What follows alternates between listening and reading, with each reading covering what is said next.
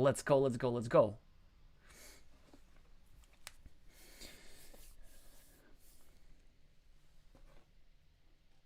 Oh, perfect. Thank you for choosing the slow time control. And also thank you to the Board Game Arena developers for giving the monastery as the first tile. That's certainly something that's nice to have.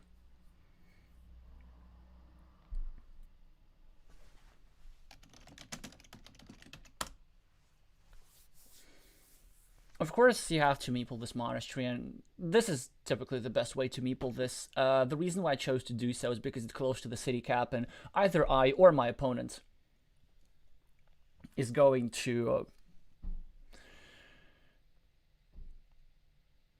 take this city eventually, and now that's something nice for them to have because I'm forced to help my opponent here. This is the only legal move, and to make it interesting, let's drop a 0 point farmer because like eventually this city cap is going to be completed. There are loads of green squares, and you know it could be an interesting game.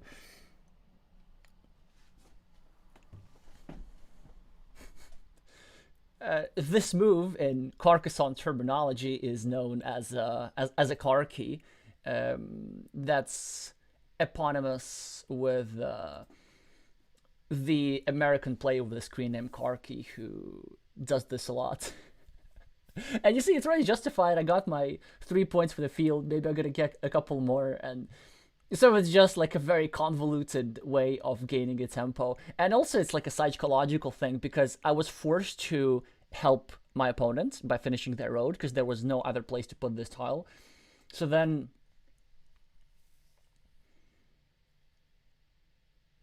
if I was forced to do so, I might as well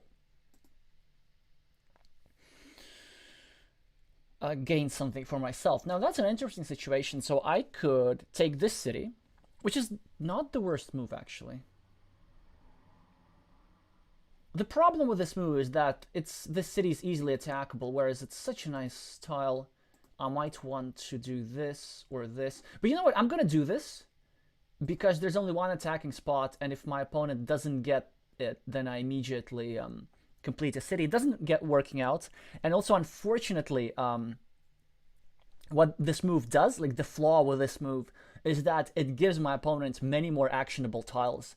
So now this tile, they're now able to connect to my city, whereas before they couldn't really do much with it other than start a new city. But it's an awkward tile to start a city with. So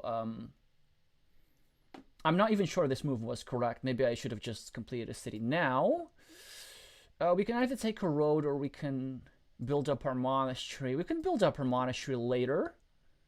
Let's just build a road, expand our field, you know, take the 2 points. So I'm already playing it in this like slightly dubious manner, but it's fine. Hope it's good content.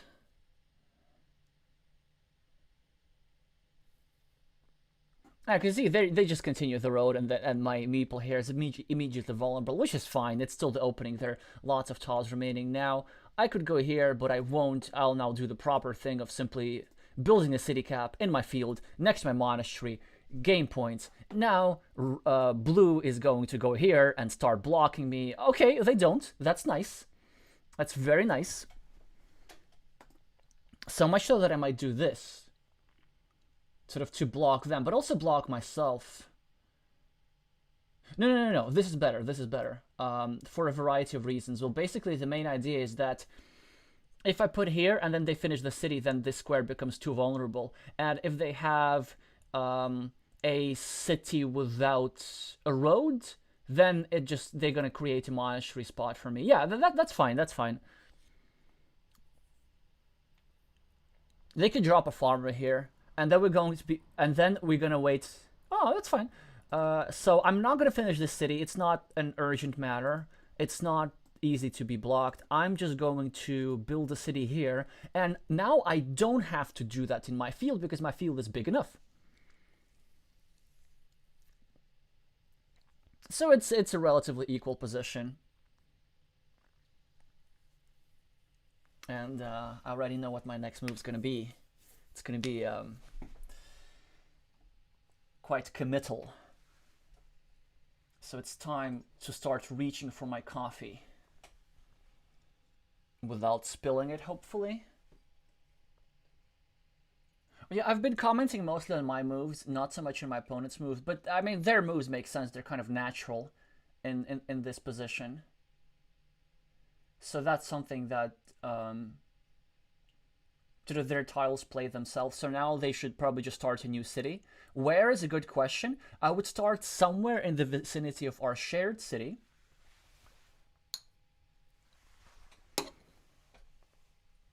Yeah, that would make the most sense. Like maybe somewhere here for them, or somewhere here. Yeah, because like they shouldn't start a city in my field. Like where else can they go?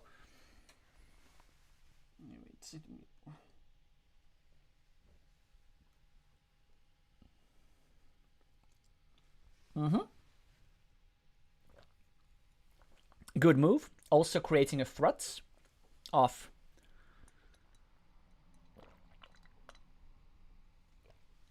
connecting to my bigger city. Although in all likelihood it's going to be a ruin because it's easily blockable still. But now that I have my coffee, I'm gonna complete this city, and I'm gonna drop a farmer because the field is going to be big enough to mandate 2 meeples. And look at that! On my next move, I get the ultimate tile that is going to give me a healthy advantage now.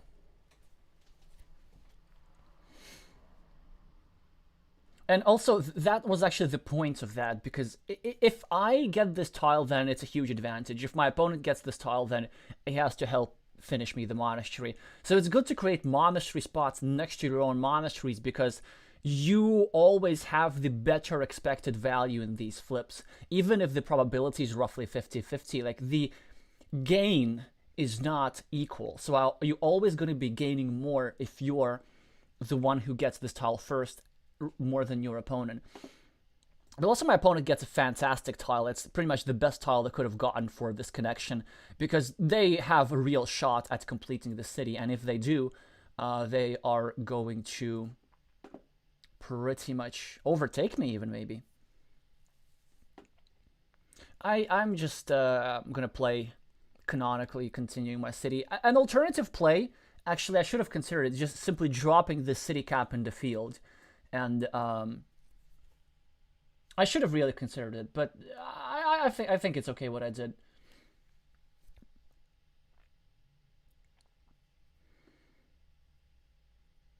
So soon we will need to do something like this to start blocking this guy.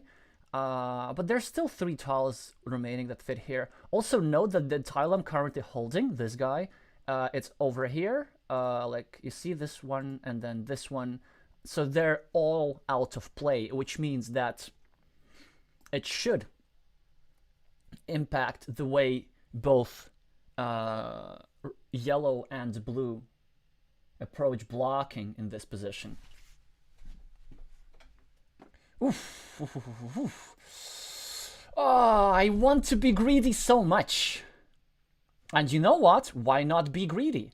I could finish my city, but instead I'm going to start a new city with my last meeple, because there are still loads of triangles remaining.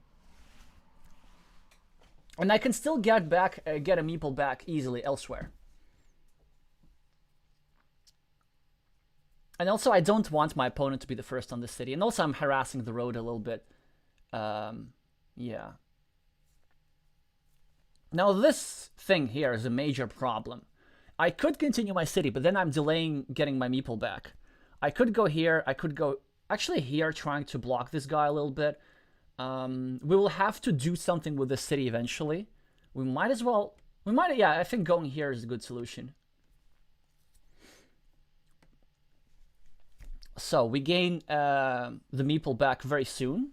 I think it was very important to do so, because it's 8 points. It's great. I didn't lose any value with that. Well, maybe except with this tile, like I lost a little bit of value, but this tile has a function anyway. Good move by my opponent, trying to connect his 2 rows and also harassing my meeple over here. Actually, I really like this move by blue. I mean, so far, like blue's playing very well.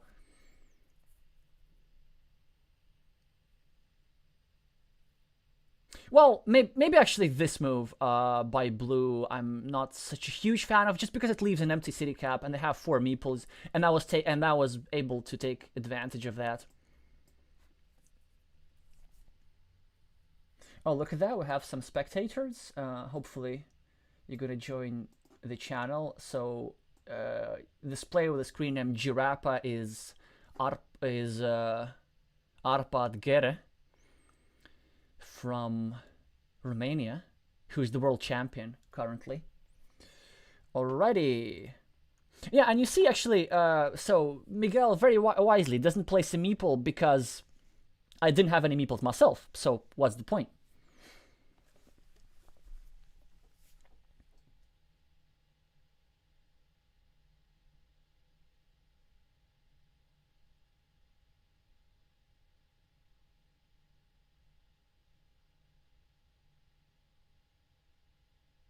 I don't know what exactly to recommend for blue here. Maybe just taking 4 points over here. Maybe, yeah, I really don't know.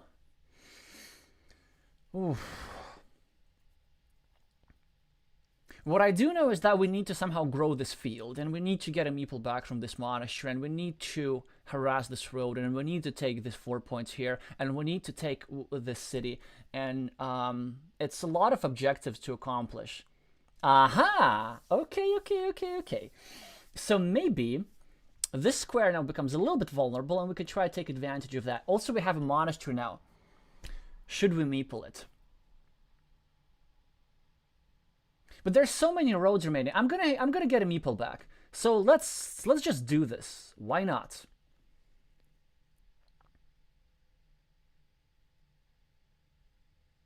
And with my next move, I can either continue my city, or I can block this guy. So I mean, I'm not gonna have a meeple here.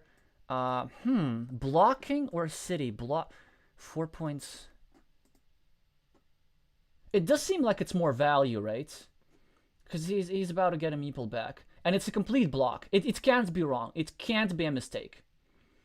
Yes, they're now going to take this meeple here. It's unfortunate that, yeah, I spent my last meeple, but I had to spend it somewhere. Like, either I spent it on a 6-point monastery, or I spent it on my last point road. And it's an excellent monastery spot, because it's expanding my field, it's controlling my opponent's city. It's just perfect in every which way.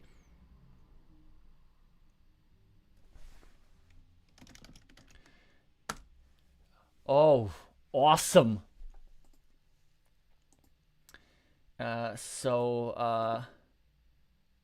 I mean, if the world champion is offering a match, you're not gonna reject that. I mean, I wouldn't have rejected that regardless of the world championship results. Okay, so we lost a bit of value. It's fine. There's You kind of do what you have to do. Ooh, that's a problem that this guy's getting completed. So we might actually have to block this instead of finishing my city. Instead of finishing my monastery. So I'm gonna do that. Yeah, I'm gonna block this guy. Yeah, it's unfortunate that I lose value yet again, but that was an important objective. And there's no tile that fits here. We're gonna have a slight mini battle advantage. And we get fortunate in drawing a triangle again. So that's nice. Finally, we're gonna get a meeple back. At a price, because they're now going to connect to my city. But there's nothing we could have done about that. So we get a meeple back.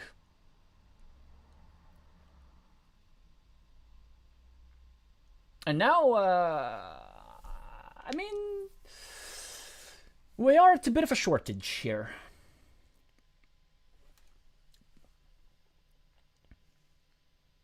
And my field is still small. And unfortunately, I still have to do something about this ruin. Worst case scenario, I just finish our city. But I think the correct play for many reasons is this. Basically, I am building an 8-point city in a secure square. If I finish it, then this square becomes more vulnerable. Oh yeah, look at that. So for example, if I were to get a tile like this, then it makes the square more vulnerable. And most important, we're just tracking those precious points. And worst case scenario, this get connected into the big ruin. And I will stay without meeples for a while. I know, like yesterday, I was doing this game analysis, and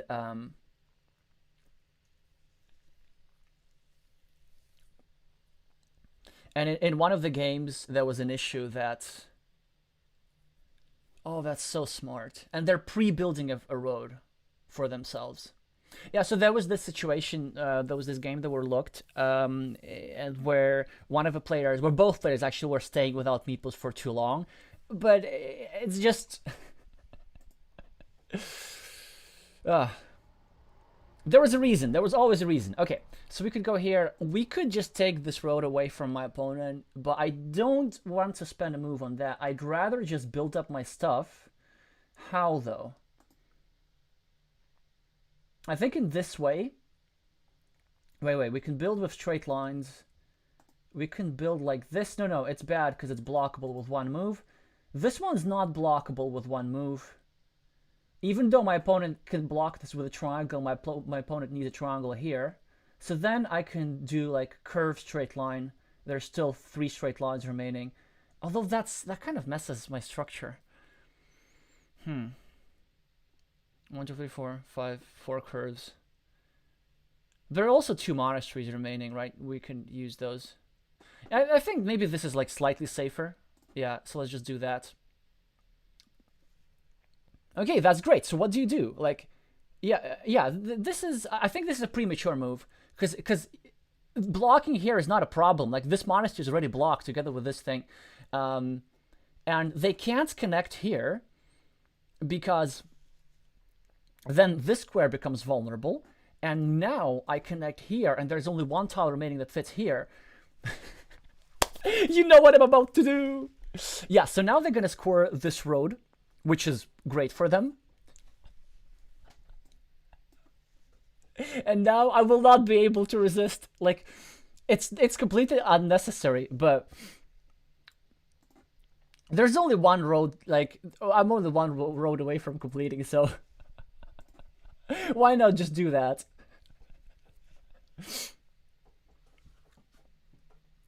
You see, I get yet another monastery, but now I can't meeple it because I just don't have the meeples. So,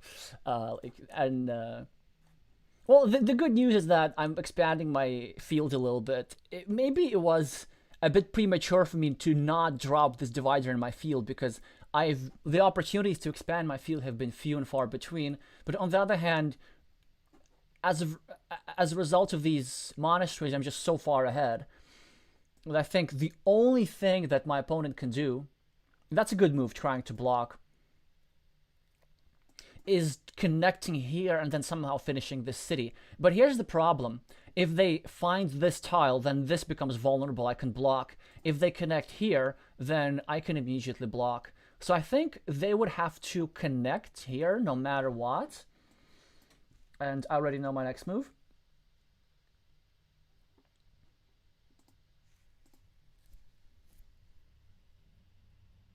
Yeah, look at that. You know, like I was without the meeples and then suddenly we're completely equal.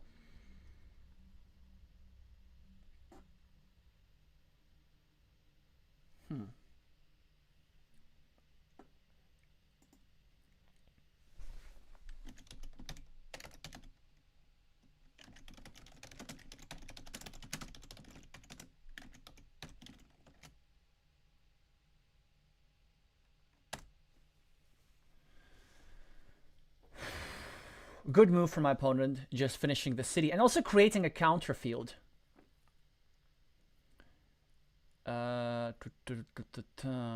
So we could go here, but this I think would be bad. We should attempt to block.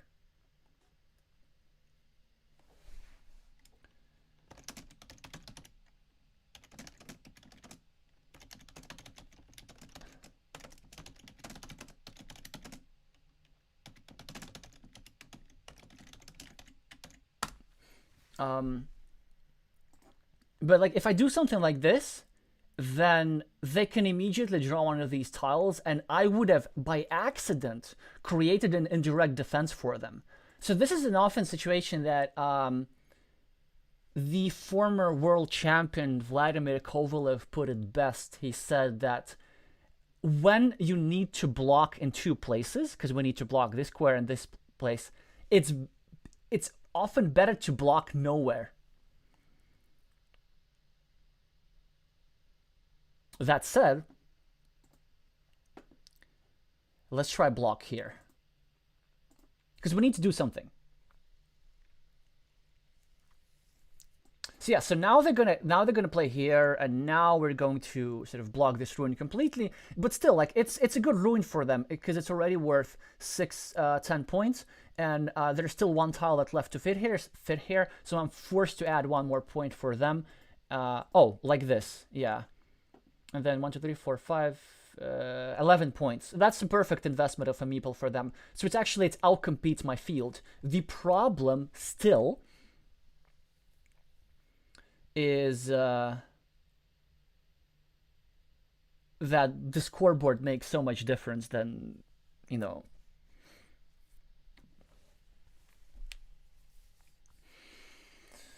It will be a major problem. In order to come back, what would blue need to do? I think just build some cities, create a counter field. They would need to take this field, they would need to... But they also would need meeples. They only have 2 meeples, actually. And it's, like, not enough to create something big. So this is 6-6, these are even. 11-9 has +2, so I'm at +20. Then this is 5-6, I'm at +21. Let's say this gets equalized, so I still will be +21 for the price of 1 meeple. And there are no features on board where my opponent can score 29 points. So for example, if they were to, yeah, they can take over this field. Well, they can take this 9-point field. They can take a 6-point field next to it. There's still... Let's think strategically. So there's still 1 divider left.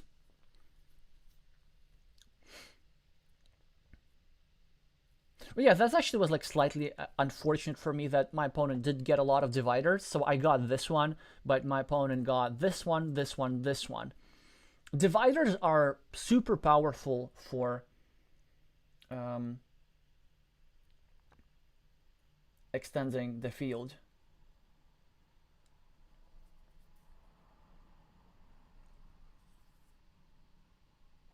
Oh, also, like, one of the powers of monasteries is that it's a feature that you cannot take over. The only feature in Carcassonne that you cannot fight for. Like, once the meeple is there, the meeple is there.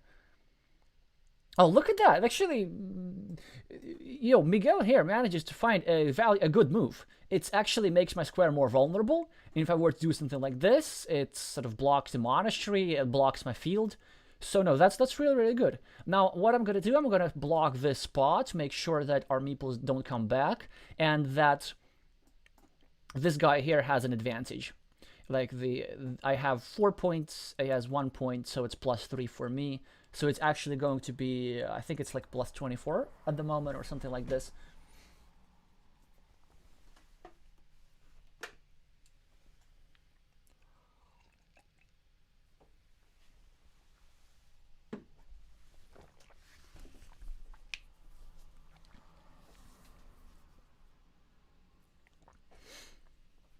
Oh, great. Arpad is saying, like, the world champion is watching my YouTube channel. That's great. Actually, I think several world champions are watching my YouTube channel. That's certainly nice. Yeah, taking 3 points, wise choice. I should continue my city somehow. My here. So this is vulnerable to a block, but with 13 tile remaining, it hardly matters. Spending my last meeple on the last road is just extra, because I need my last meeple for like city caps and stuff. Maybe this. Wait, 1, 2, 3, 4, 5, 6, 7. I should have been tracking, but I wasn't. No, wait. Yeah, there's 1 straight line remaining. So I think it's better to go here. If I get blocked, that's fine, because, well, this means that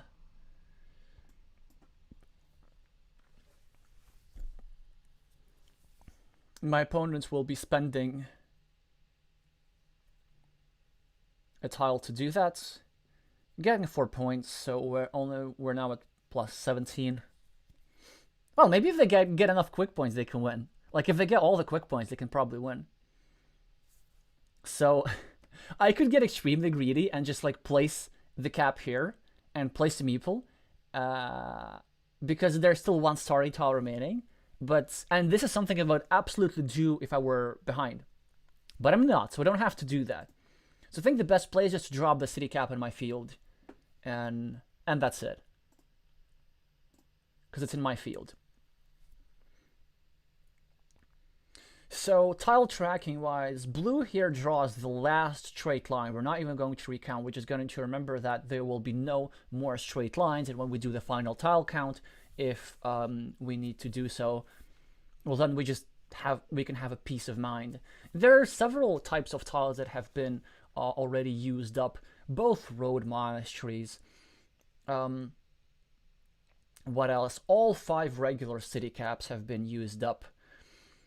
Then straight lines, the caps with a crossroads have been used up as well. This is the penultimate crossroads. And so you see, actually here tile counting is pretty important, because if I didn't know that all the straight lines were remaining, I would have done something like this. But now instead I do something like this, because I know that there's one curve remaining, that there is one regular monastery, that there should be a couple of triangles, and by a couple I mean 2 exactly. So there are several tiles that can get me a meeple back. So my opponent should now be getting 4 points over here every time.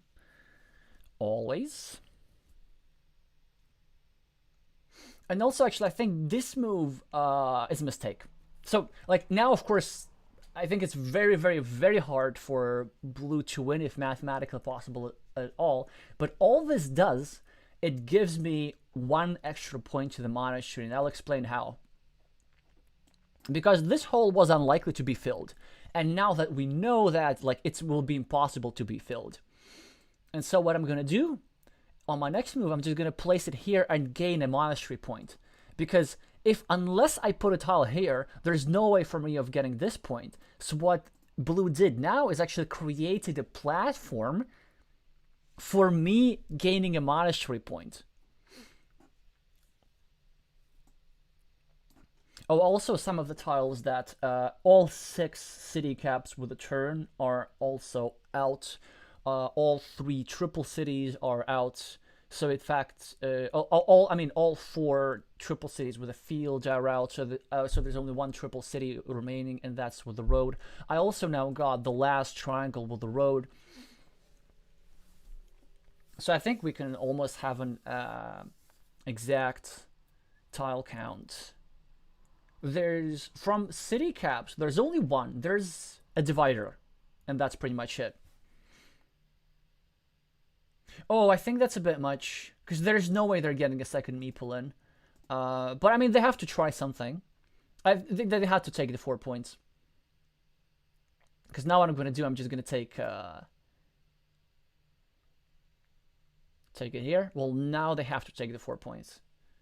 Well, not that they have to, because it only gives 1 point for them, but it's a good idea, I think.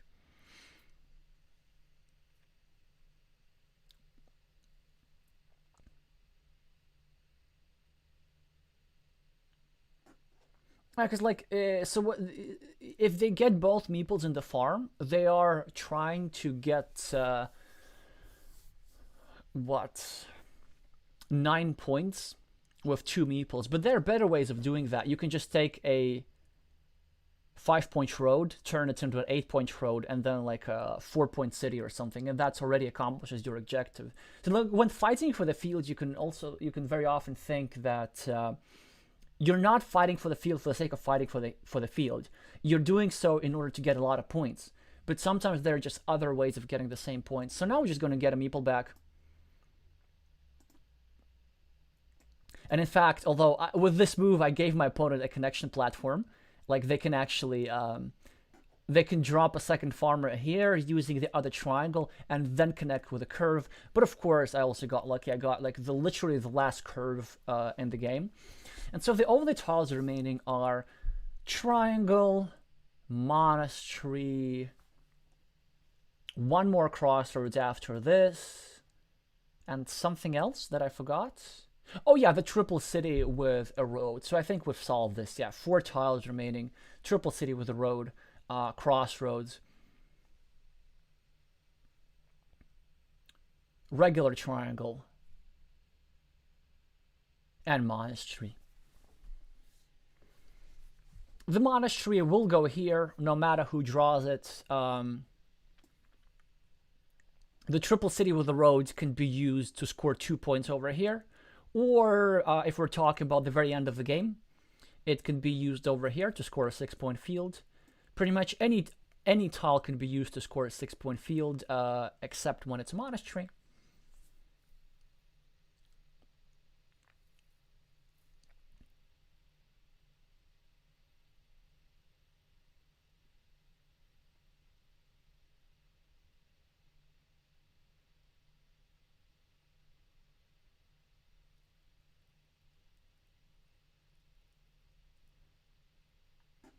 Yeah, I think that's premature. So they're spending their last meeple on a 6-point field. However, there's still an 8-point monastery that's going to be happening. So they've prevented me from scoring, which is fine. But then instead of taking the 6-point field, I'm going to take a 5-point road. And then I'm going to take this on my next move.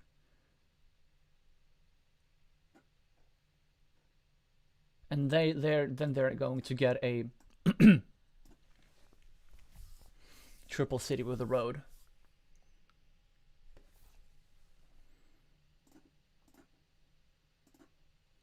Yeah, I think I got super lucky in drawing all 6 monasteries. That's pretty rare. And if anything, like the monasteries were decisive in this game. And I think like the first half of the game, blue played really, really well. But there was just like nothing that they could do in order to win. So there were maybe certain things that they could have hoped for, but the tiles didn't came out. That just shows you like the obscene power of the monasteries. Look at that. It's actually, wait, so it's 999, 27 plus 7 plus 8 plus 15. So that's going to be 42 monastery points for me in this game. And that's really a lot. Board Game Arena is glitching.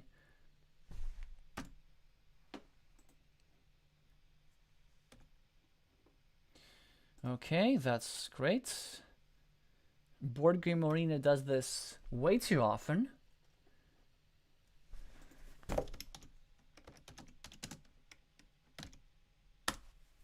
Yeah, well played indeed. For Miguel. It's sometimes there are these games where, you know, the monasteries just take care of everything. But also at least one thing that's... But also at least one thing that I hope you could learn from this is something about tile tracking. At least as you see, we're able to understand the remaining tiles quite effortlessly. Just because we were keeping track of those tiles that were no longer there, and by this method of exception you just happen to know what the remaining 4 tiles are without actual counting. Alrighty, thanks Miguel for the game. And okay, let's put a slow speed so that we can explain the moves properly.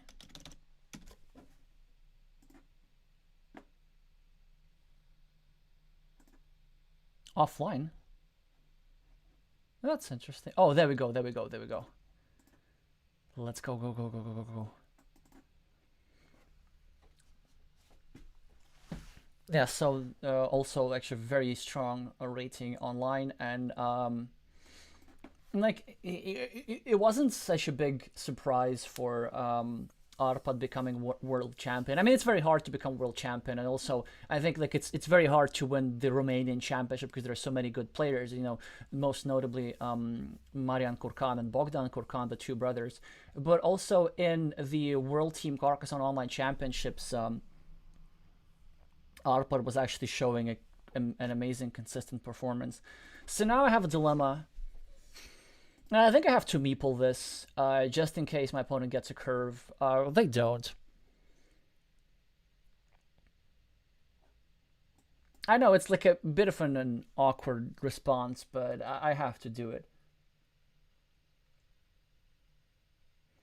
Oh, nice. Savika is saying you're playing Carcassonne in real life. That's probably preferable to what we're doing. But yeah, I don't get the opportunities to play Carcassonne in real life, unfortunately, that often. There's this. Well, last time I played at the Mind Sports Olympiad tournament, and then there's the UK Championship, and I would have participated in the Latvian Championship, but legally you can only participate in one. So this year I picked the UK one because I'm technically eligible to play in both. But yeah, other than that, well, I did like do some casual games as well with some players from the UK team. So maybe things are like not that bad. But these days it's not something that you can just like do on demand. So now we have to do this online. Well, I got the city cap first. We started with natural moves, and now this meeple is gonna get harassed. Maybe, but like this is what very often happens. Either you save this meeple, or you don't save it, but then you get some sort of compensation afterwards. So like this monastery is pretty nice. I'm gonna put it here to control my opponent's road. And no matter what they do, I will be able to fight for that road. I could also go here actually. And if I don't know what they should do. I really don't know what the correct. Yeah, and actually maybe this move is better. They just say goodbye to this road, and well, they have to meeple it though, because otherwise I meeple it. But then I could also like I can do all kind of shenanigans. I could like do this in meeple and try to connect here. I could meeple here. I could actually meeple this road. I could meeple this road, and now we're getting into a problem where I need the same tile for everything. So what's better? This or this? No, playing conservatively is better here, because here's why. Like, if I connect here, then my opponent can place a move here with double purpose to break this connection and also to harass my meeple here. So, but I mean, this is so attractive. Like, that's the standard move in this situation, right?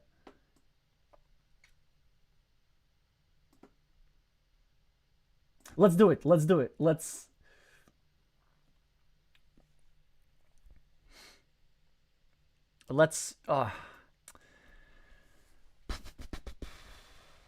now what?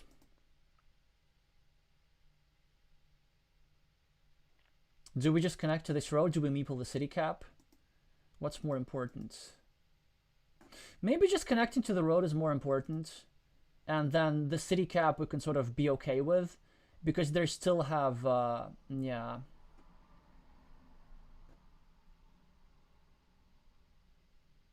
There may be some issues with how I'm playing this.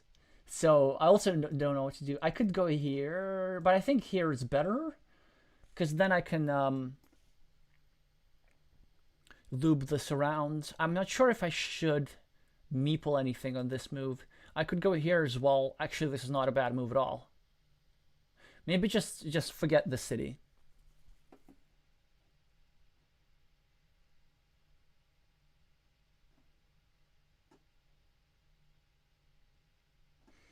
No, let's go here.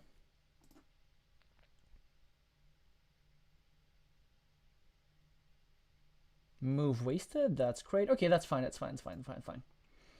We have this move, and we have to do it. This is an alternative. I think this is slightly better.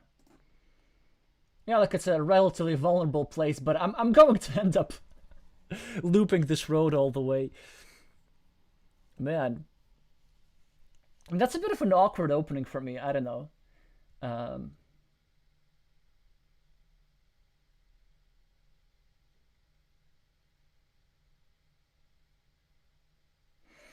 Well, now I guess this is an easy move. You connect here, you... Well, this is only gives me 2 points, so it's not such a huge deal. I connect here, but I also create some more pressure squares on this meeple, so... this cannot be wrong.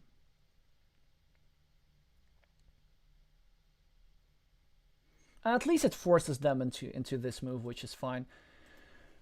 Now, amazing tile for me. Monastery.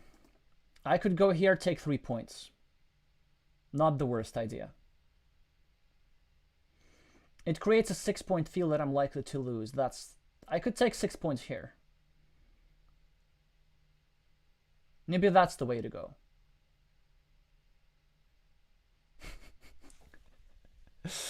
I hope I don't... Well, you see, my opponent understands the value of monasteries. Okay, so I can take 6 points here. I can go for adjacency. Adjacency bonuses. I'm almost speaking in AZUL terminology. I mean, 3 points are so attractive, though. 6 points are also nice. But then I also take away a connection square from...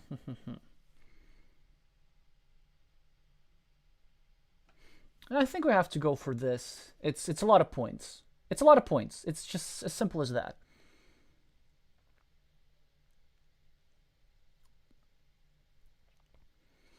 Yeah, that's a good move. They could really finish the city. So I think we take yet another road.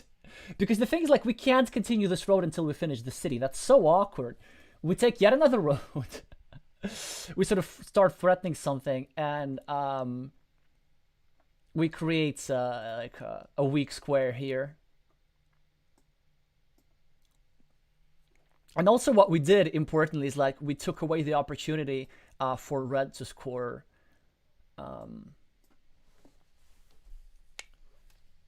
3 points here. Instead, they're forced to score 2 points. So we win a point with that move. Also, there's now a ring road next to our monastery, and with the next curve, we would be really, really hoping to get it and like put it like this. Fantastic tile for me. Let's see what happens. What happens is that I'm gonna lose the city. That's a problem.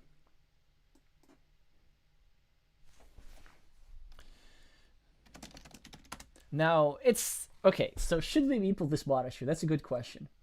I'm gonna go with yes. I could go here, but then this is so vulnerable. This is like... And also, we need points. We need to get compensation for all the city that red's gonna have. Yeah, let's go. Nothing wrong with that. It's not a mistake. I'm pretty sure about that. And also, I know that they're now going to go over here, and there's nothing much that we can do. Yes, we could start blocking later, but first of all, I have issues to solve, so I need to get my meeple back first. I'm sure that's very nice to have. And look at that. Now, maybe my situation's not that bad. Also, we could kind of start attacking this road.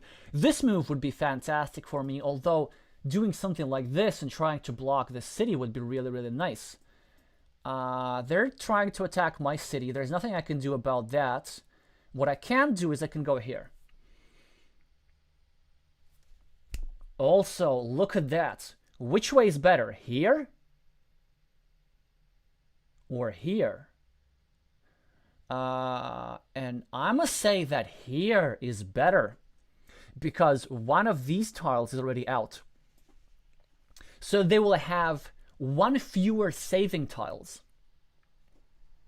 So this has a slightly greater blocking probability. And they get the block. And they will finish the city in all likelihood. However, we get some compensation. We get this.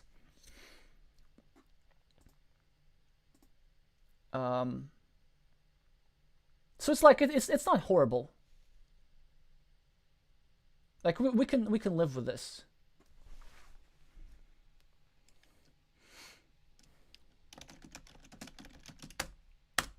So they do get a monastery.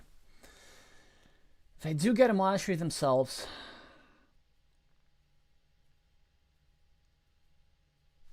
Also, you know what we could do?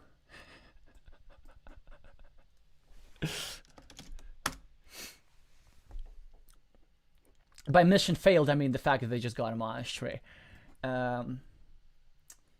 Like my position, I'm not a huge fan of it, even though I'm ahead, even though I have the monasteries, because like they're a bit disjointed, and then there's this that we need to solve, and then there's also this city that we need to attack. And look at that, they're making a good move. I don't like when my opponents make a good move, because they're pre-building a 4-point road. And now I wanted to go here to try and pre-build a road, a 4-point road. But then if they get 3 points over here, then this square becomes vulnerable, and actually they're the favorite to... Oh, but I can go here now. On the other hand, does this accomplish a lot? Yes, it does. It takes away monastery spot. Yeah, it's a good move, actually. And also maybe later I can like try and meeple the field. I think it's a good move, although I really would be wanting to go here as well. 1, 2, 3, 4, 5, 6, 7, but also there's so few crossroads, and I probably will be needing to finish this with a loop.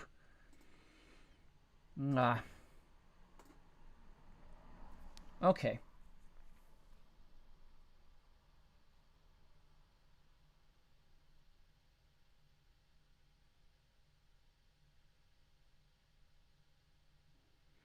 Yeah, they're creating a field, and they will have the advantage in fighting for that. And we have to take 4 points, otherwise they do it. Okay, we get one of the tiles that Arpad needs, which is nice.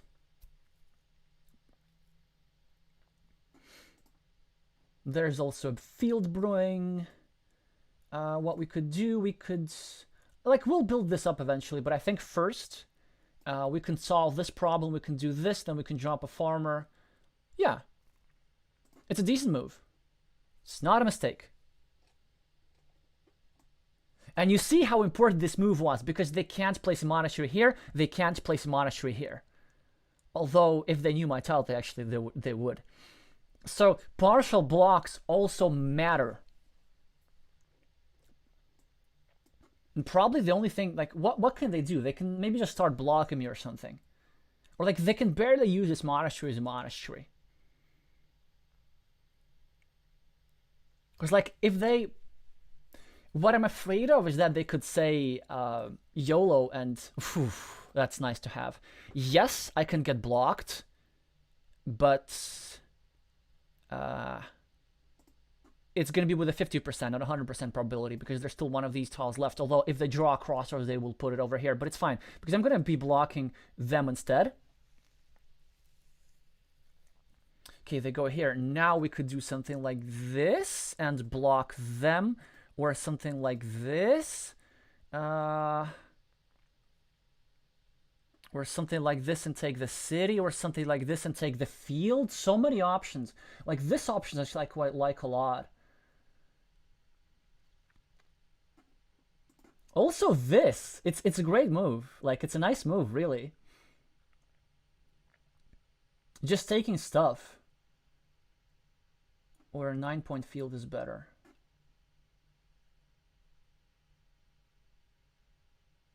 I need the same tile everywhere, man. What do we do? What do we do? This is also decent. Like, there's only one tower remaining that fits here. I don't have a strategy. I kind of just play move by move. Well, this gives me 2 points. It's not bad. If they meeple, the field will connect later.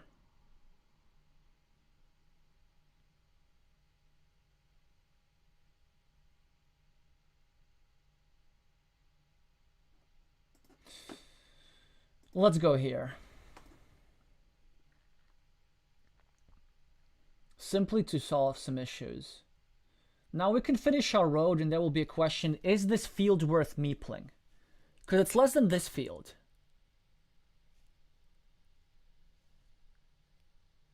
Will we have enough meeples to fight for everything?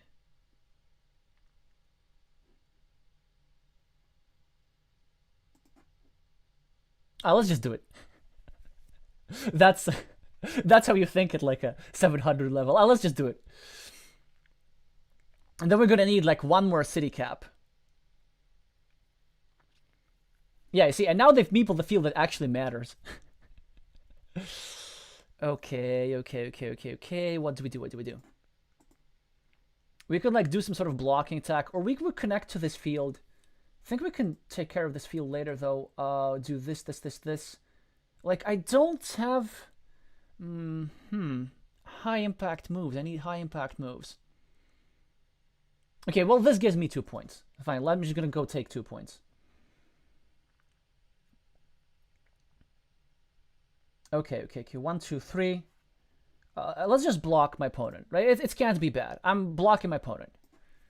And then they finish the city, then I block them again, drop a farmer. There's only one tile remaining that suits here. It has to be good. 1, 2, 3. Yeah, it's 1. It has to be okay. Okay, then they get their stuff. They could meeple this as well. Like they might just as well meeple this. Ooh. Now what do we do? I could go here and meeple the road, although there are not many road ends remaining.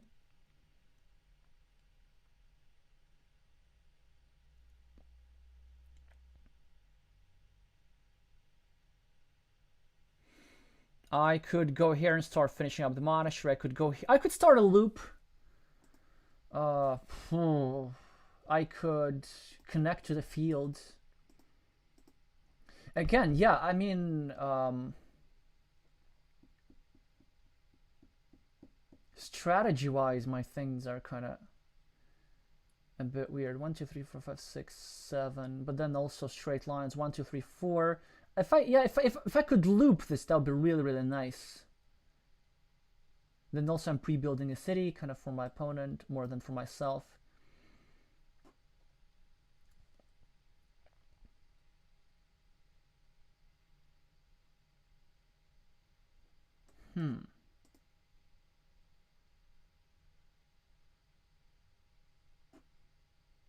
Also here, I will actually meeple this nice ruin at some point. So these monasteries, they're not bad. Oh, do I just meeple the city? 1, 2, 3. No.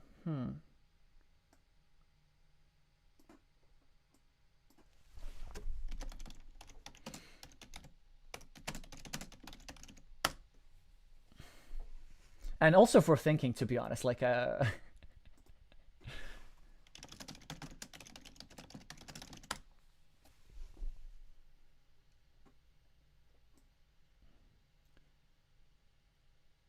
like, how are you able to find good moves so quickly?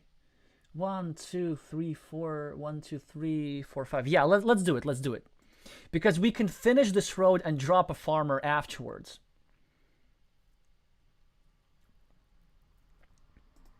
So you're gonna build this. Let's say we connect this. They're gonna have 15 points with 2 meeples. We're going to build this road. Now they're going to connect here. Well, they're asking to get blocked, but it's not gonna work. Now, because I need a tile to like to fit there. That's unfortunate a little bit, but of course they had to do this. Now we could take this city, but there aren't too many tiles remaining that goes, because 1, 2, 3, 4, 5. Then we would be looking for. So I think maybe this is a better move. And we're also pre-building a ruin here. Yeah, let's just do this. Let's just do this. Let's like build up our stuff carefully.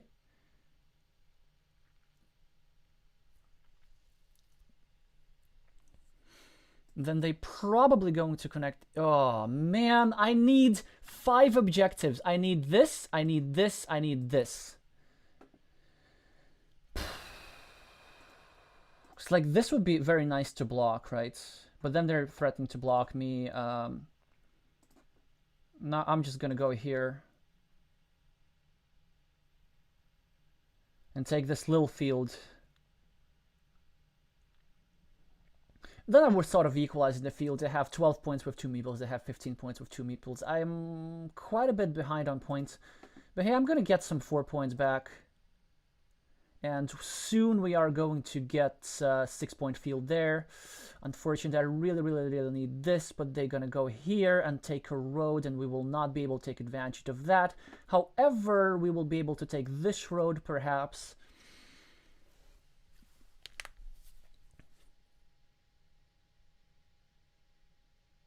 Not many city caps remaining. Yeah. Oh, yes, yes, yes, yes, yes. Oh, that's so huge. They didn't meeple the road. Oh, yes, yes, yes, yes, yes, yes, yes, yes, yes. Now, how do we do this?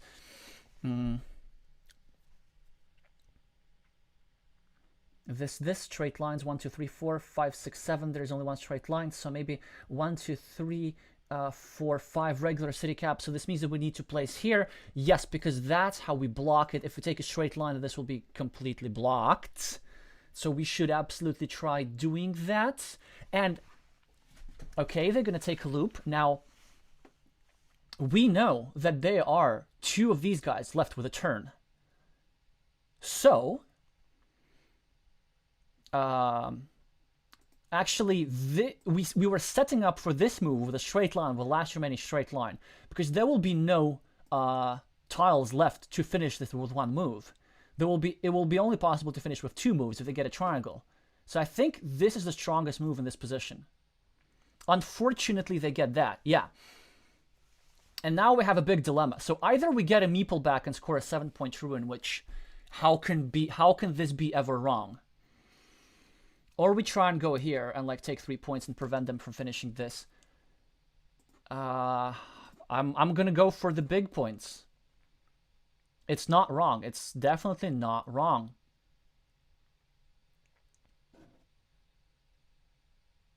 Hey, look at that. Our position our position's not that bad. Monasteries are working. Actually, we should really calculate the points. Okay, so we're at -2, -3 in field. That's -5s. On ruins, it is 7 versus 7. It's equal. Roads, they have 7. Monasteries, we have 7 and 6. So we're at +6. They have this. Are we at +2?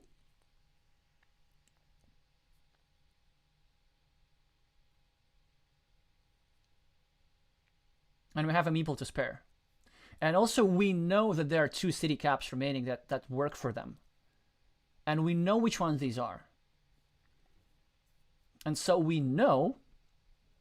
Actually, wait, we have 3 minutes. Let's just figure out this position entirely. So what are remaining? The 2 most dreaded city caps. The 2 dreaded city caps.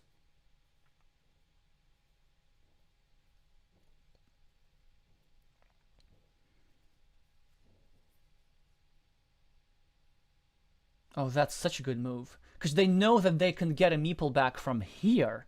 But, check this out. Because they will be forced to use a city cap over here, and then we will have a city cap to score 7 points in my field. So, so much so that we actually might as well go here and meeple. But, what are the tiles? That is the question. Is there a divider? Is there... In some scenarios, we even get to finish the city. I didn't even think about it. Okay. So I'm going to try and talk in a more structured manner. 1, 2, 3, 4, 5, 6, 7, 8. There's 1 curve, regular curve remaining. So that's nice for them. There are 2 city caps with a curve. And I think there's a vertical divider, if I'm not mistaken. 1, 2. 1, 2. 3, 4. 1, 2. 1, 2, 3, 4, 5, 6, 7. Yeah, there is. Okay, so there is 1 curve, 1 vertical divider, because I can see only this one, this one. What else? 2 city caps. That's pretty much it, right? Because I remember there were no straight lines. 1, 2, 3, 4, 5, 6, 7. Ah! There's a triple city lurking somewhere. So then we'll have an opportunity to take this ruin. So I kind of shouldn't be using this meeple here. However, okay, let me think. What do we actually need to win? So we're at -2. Ruin 7, 7. That's equal. This is 4 minus 6. Now, farms -9. Monasteries -8. And then monastery versus 2 roads equal. So we're at -8. We need to score 8 points with 2 meeples, but they're going to get their meeple back.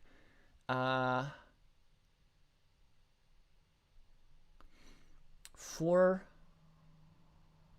Okay, so it's going to be like 8. So 5, 7, 7, something, something.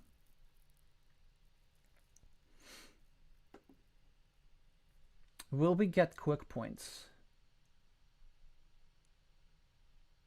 Okay, I think the correct move is to do this without a meeple. Because we will be able to gain more. We are at -8, I know. So if they go here, we're at -10, but then we take 10 points here, and then on our last move we might equalize. And oh, so they did not want to leave a city cap in my field, so that's why they didn't even do this. But also I can have a 4-point move here, because now I could bring in my stuff into the field. That's why I didn't forget about this. So there's another city cap, so I could get 4 points and then 7. That would be 11. Or I could get 7 points, and then how do I get 4 points elsewhere? Yeah, how do I get 4 points elsewhere? That's a good question. Maybe it actually will not be possible. Maybe I have to go 4 first here, and then 7 later with whichever tiles comes there. Yep. Then they do this, add 1 point. So 10, 11. It's going to be it. They're going to win with 1 point? Did I? I should have meepled this. Well, no, I couldn't have known. I couldn't have known. And now we take 7 points here. And now they finish this. Oh, that's such a nice sequence by them. I think they win by 2 points.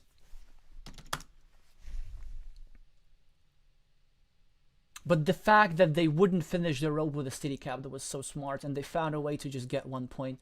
That was really, really smart from them.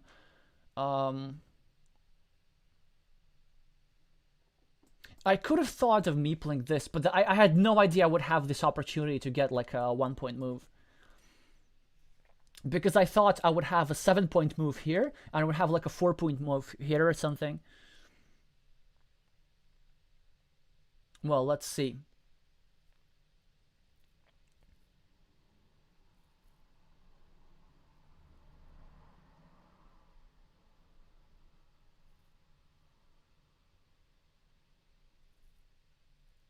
Yep, 2 points. Well, it's a bit unfortunate at the end, but yeah, it was a fun game. It was a fun game. So before going to the next one,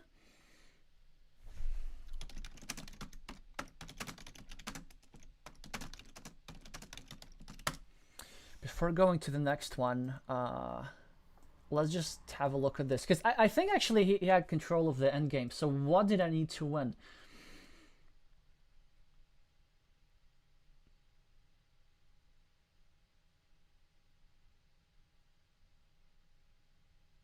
Yeah, I think so. Let's say if I meeple this, maybe that was the way. If I just meeple this,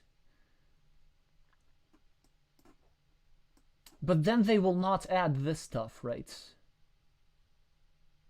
Because there was no way in the world how I could have anticipated my field expanding over here. The point being that in my penultimate move, I was forced to spend a meeple on a 1-point feature, because it also expanded my field by 3 points over here, and so that was a 4-point move in total. But that monastery over here, that was super nice. And also this curve, like their ending play was amazing. I did what I have to do over here. I think this blocking was really good. My opening was a bit iffy. That one maybe got me a bit behind. With monasteries, I think here it was a good play, because it ended up being a lot of points. You know, like 7, 9, 7 in close position. It means a lot. Also managed to create 2 counter fields to a big field. You could argue maybe I could have meepled it myself, but no, it is what it is. What else? What else? What else?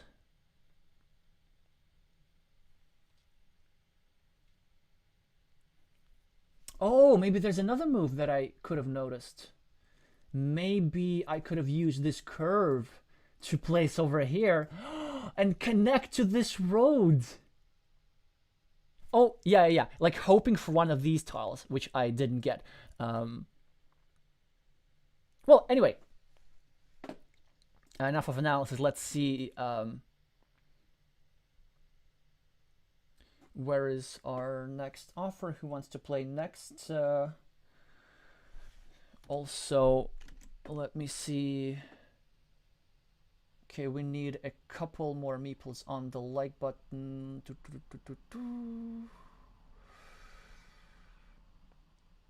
Yes, exactly. I was playing with the latest world champion.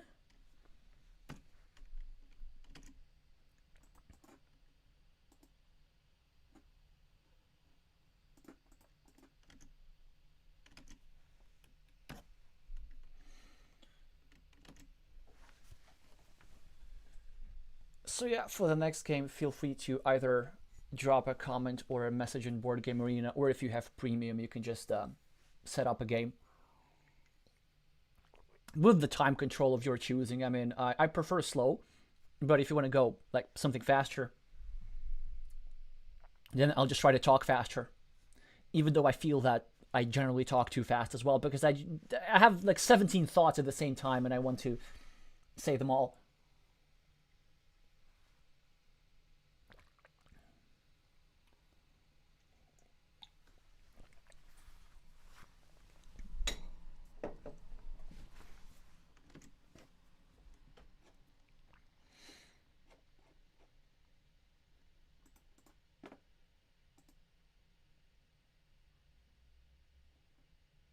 Oh, now more people are online and playing.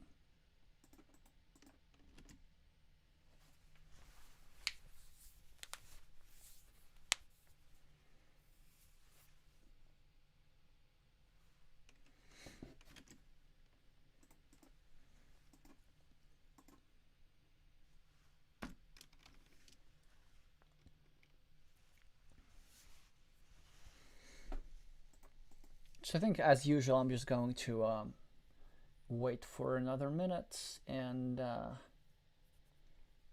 do an arena game instead.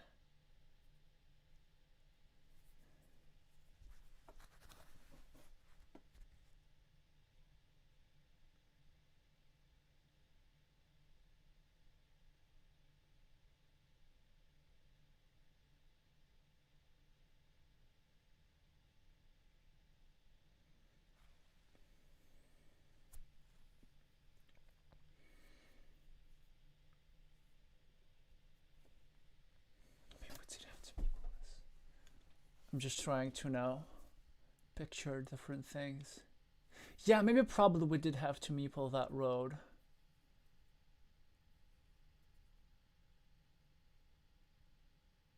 Because then they have 1 point less because they can't add to their city. Well, oh, okay, right. Is this Carcassonne? Oh yeah, I mentioned like, I mean, let's do mostly Carcassonne, but like for the end of the stream, which probably is gonna last either 4 or 5 games, maybe 4. Then I mean, I'm also happy to do an AZUL. Especially like since most of my latest content comments have been asking for more AZUL content. All right, it's going to be one of those positions with big ruins. Oh, I haven't played one of those in a while, so of course there's only one legal move. You always have to meeple it. They're going to go downstairs, they're going to have to meeple a monastery. I'm going to have to meeple a road, and it's going to be hard to play, because I'm going to have 2 meeples blocked, but... What I'm going to do, not meeple a road? Are you kidding me? No, no way. Because if I don't do this, they get 3 points. 4. And now, like, what do they do? Maybe they go somewhere here, but then we already start, like, attacking the road. Or maybe they go on the left and then we connect over here. So, no, we're doing just fine.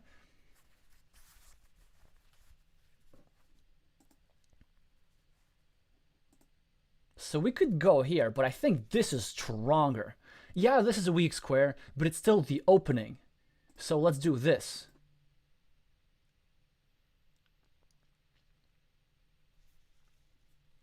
Because we're also creating a weak square in exchange for a weak square here. Like the stuff next to the monastery, they will be the one that are forced to fill this. We also have a tempo gaining move here. They will be forced to defend because we will be threatening to block this square. And then in some scenarios, we get to complete the city. Also, it's very nice to see that, like, I've been doing already these Carcassonne versus subscribers for a few months, and it's actually nice to see that, like, the rating of the regulars here is growing. So, so like, P-Chan has been over 500 for a while already, but I think it's the first time they might have been. Yeah, but like it wasn't always the case. I think they started in the 400s. So yeah, we could do this, but we could just do this, sort of protect the square.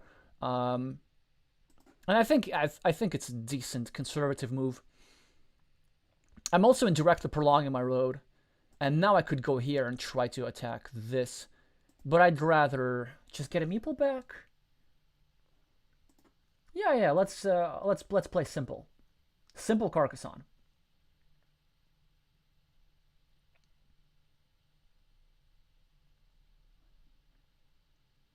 Okay, so they get this. What do we do? What do we go here? Do we just go here? Do we just say, hey, I'm gonna finish the city? We're also indirectly prolonging the row, which is not great. I could think this is a slightly better move because I'm attacking their city indirectly.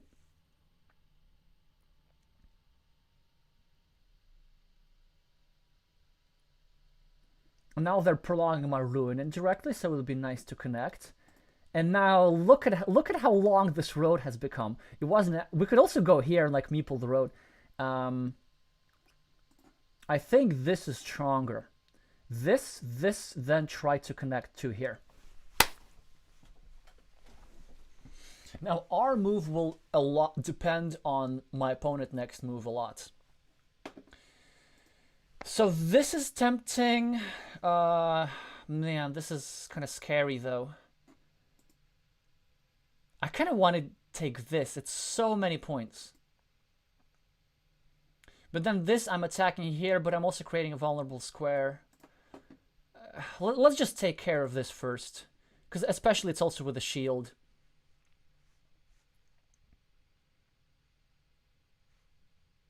In the book of Carcassonne by Daniel Chard, my favorite chapter, as I've mentioned on several streams before, is where he interviews Carcassonne former world champions, and he has like a succinct quote from each one of them.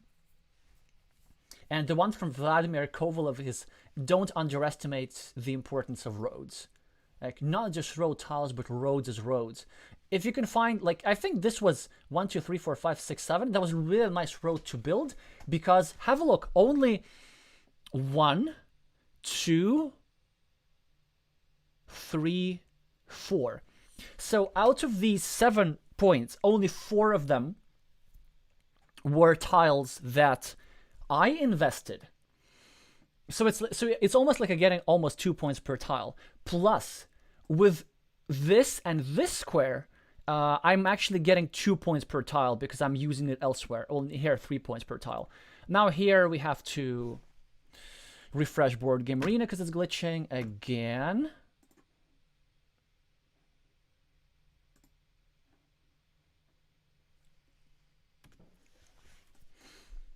Kind of makes me wonder what I'm playing the premium for. Now, of course, we have to take care of the empty monastery spot. Yeah, they finished the city. Well, we're going to have to live with this. Now we're going to have to solve this sensitive square. So we need to continue this road ASAP. The monasteries are equalized, which is nice.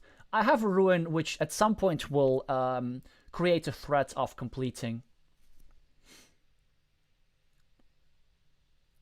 a bigger city. They could attack it, which I hope they do, but the correct move for them is to finish the city and start a new one. Dropping a farmer is also okay.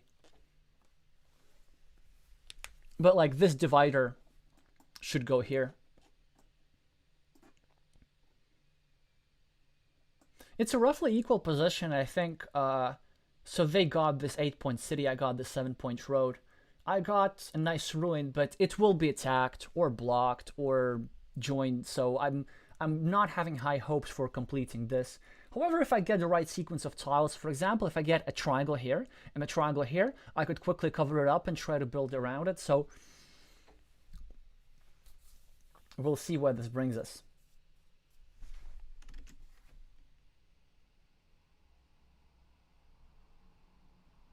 Oh, hi, Angel. Yes, let's do the next game with you. Also, for some reason, yeah, I didn't see your message like earlier. I saw it only now because I'm like looking at the chat from another device, but then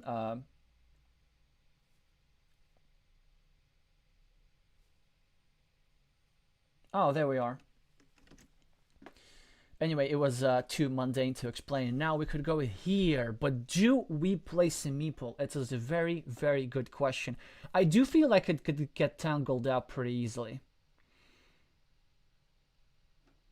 So we're going to play conservative and not place a meeple here.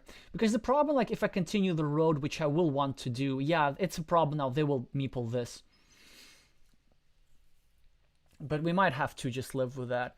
Then we go here and meeple the field. Or we go here and meeple the field. I think this is better.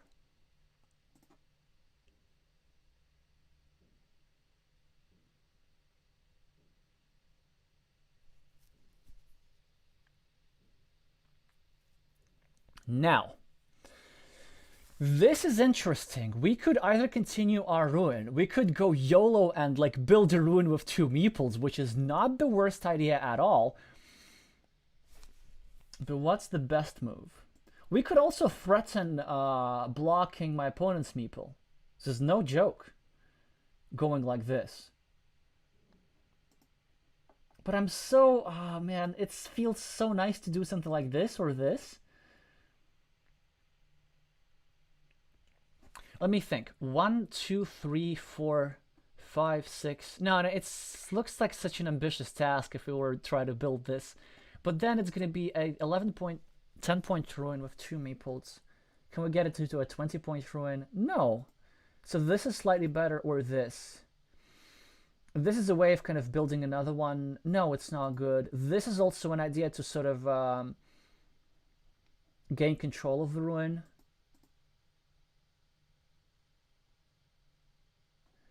Oh, we could also start a new city, but that's in a vulnerable square.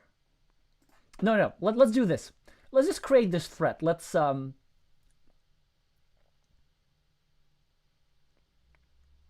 enjoy ourselves.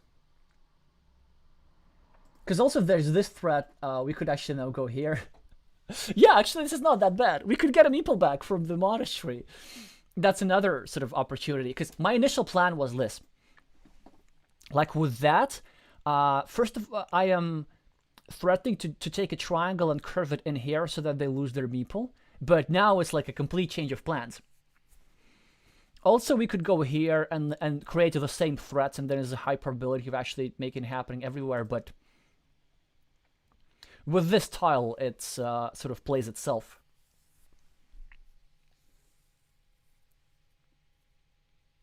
And we are also attacking their meeple, but just in a different way. So it works out.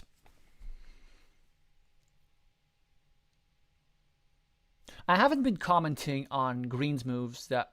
Ooh. So they do this. Which actually is kind of okay. So they're changing the number of... they're sort of pre-protecting this. It's a double-edged move because it also takes tiles away from me, takes tiles away from them, but it doesn't change that we have to do this. And here's the thing, we get a meeple back immediately. But if this guy gets blocked, we are okay with this.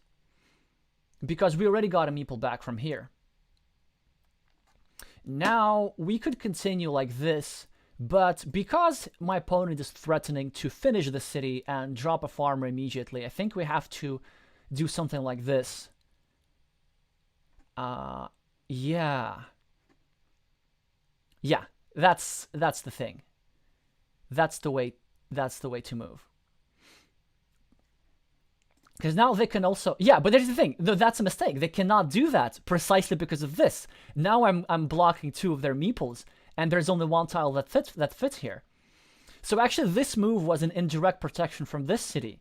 There's only 1 tile that fits there indeed, but it's not such a priority block because this meeple is tangled up with this. So it doesn't like block my meeple, it's just that it blocks my point scoring opportunities.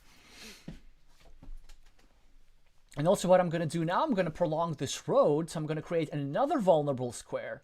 And then I'm going to finish this road and like, yeah, so my opponent's getting already like some tricky situations. But luckily for them, they get some very, very nice tile, which they get to put here. Also, note how many straight roads have been using. So 6 straight roads have already been used after my next move. I could also go here, but I think this is not the best play, because I want to resolve this and still threaten the complete block of 2 meeples. Because in some scenarios, they get to take a curve and curve the curve into their own city, thus mitigating the damage. And then the situation is they have 2 meeples blocked here. I have a meeple block for the road, and then I also have a 6-point meeple on the farm. I think this is a grave mistake. They're like, how are you, like, this is such a nice monastery spot. They have meeples. Look, and they would have had a 7-point monastery already. So and now I'm going to make a triple purpose move. I'm going to add 1 point to my road. I'm going to expand quadruple purpose move. I'm going to add 1 point to my road. I'm going to expand my field. I'm going to create another blocking threat over here, and I'm going to meeple a farm. So yeah, that's nice for them that they're kind of forced to do this. Now I get a divider.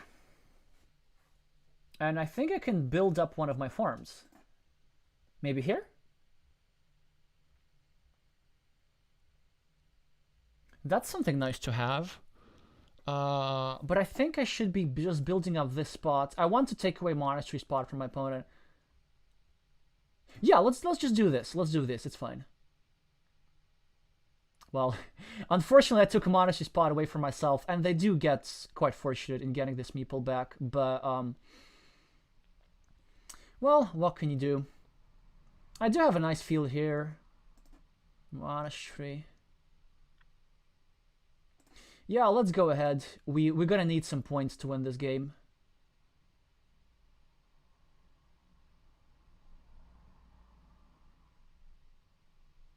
That's fine, the block works, although I could connect this, I could connect here. I could continue my city, which would be actually quite nice, but I think doing this and trying to block the road is best. I get such a huge tile. It will be huge for my game, and I'll explain why in a second. They connect to my ruin, it's fine, although, yeah, that's why I didn't want to kind of invest any further tiles there. I could block, but I think I could do this later because now I can get a meeple back and connect my fields, and now I'm building a field with already 2 points, with already 2 farmers, so that's something.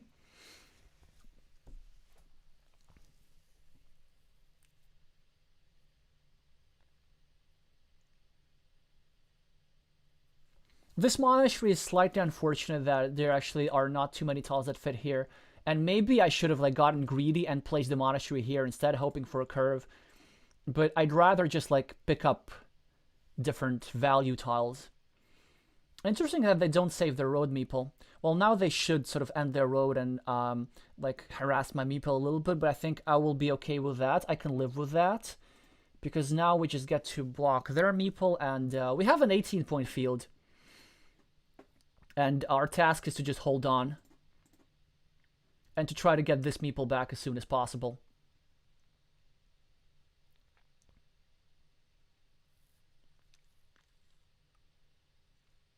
Oof.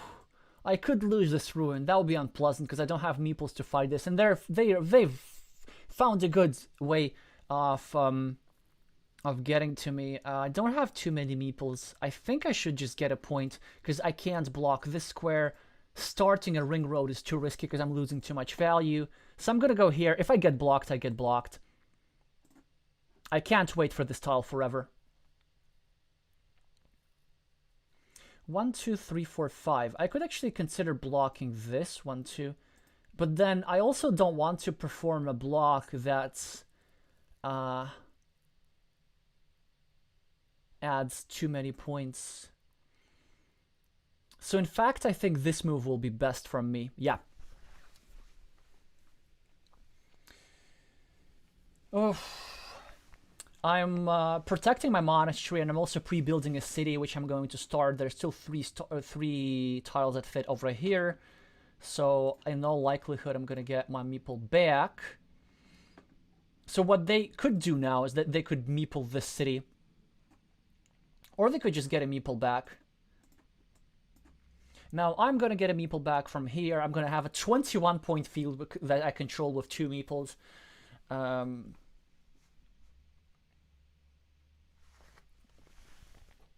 Also, they have... yeah, that's a good move.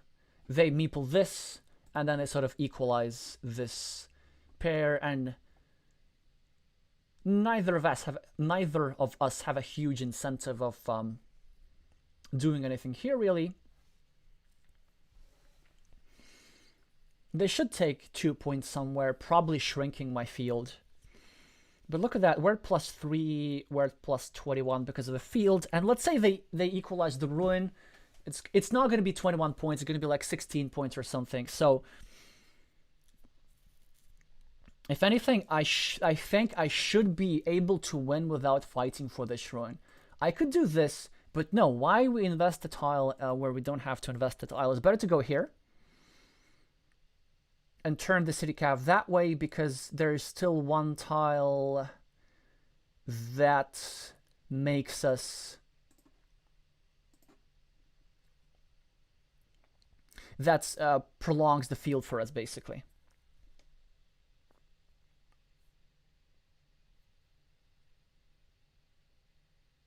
They can't use the monastery here. I think they should just put it somewhere here. I guess maybe they could meeple it, but there's not that much what they can do. This one move I'm not a fan of because it expands my field further. Like, if anything, they want to put a straight line. Now, again, I'm not going to go here. I'm just going to take them. Like, I'm going to let them take the ruin. 1, 2, 3, 4. Even though the number of tiles that they can use is dwindling, I think the best move for me is this, because it makes sure that this city cap can be only taken in such a way that expands my field. Yeah, actually, I think it's quite a strong move. So let me explain. So you see this tile over here. There's one of those remaining, and it still fits here. And either my opponent takes a city cap here and takes 1 point because it's +3 for my field and like -1, and +4 for them, or I take 7 points because it's +4 for the city and +3 for the field.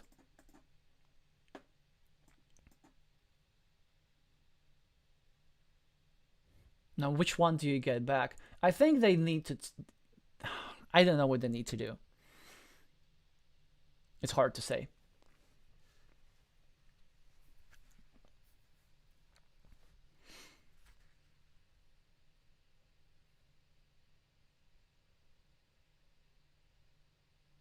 One, 2, 3, 4, 5, 6, 7.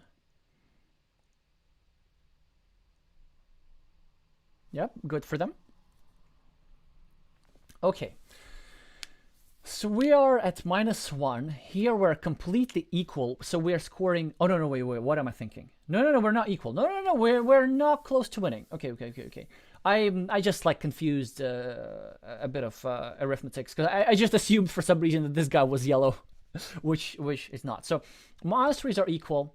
Little cities are equal. Basically, my P-Chan has this 5-point road, so they're at +49, +6. I have a 1, 2, 3, 4, 5, 6, 7, 21-point field, which is going to stay mine. I can't see them taking over this field. Well, I can, but it's very difficult. So I am at plus 15. If they take the ruin, 1, 2, 3, 4, 5, 6, 7, 8, 9, 10, 11, 12, 13. Huh. That's actually... yeah, that would be that could be enough to win.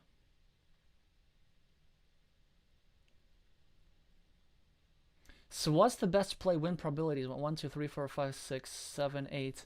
We could either like forget about this ruin, try to start a ring road, even though there's only one curve remaining. There are some other curves, but we need it for other purposes. But then if we do this, 1, 2, 3, 4, 5. Yeah, let's just do that. Like, there's only one tile remaining that fits here. Of course, they get it on the next move. Like, that's what always happens. Always, man. And we only gave them an extra point. So that's why I don't like moves like this. Even though it's like perfect win percentage wise. Once, oh gosh, are we behind now? 6, 8, 10, 12, 13, 15. Yeah, we're -2. Wait, are we at -2? Yes, we are. Oh, no, no, no, no. Everything's equal. Everything's completely equal.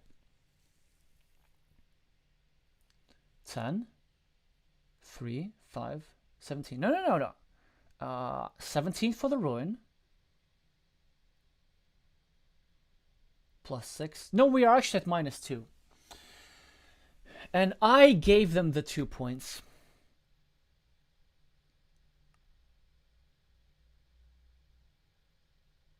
Should I go for the 50-50? It does sound like a bad idea, because it probably is.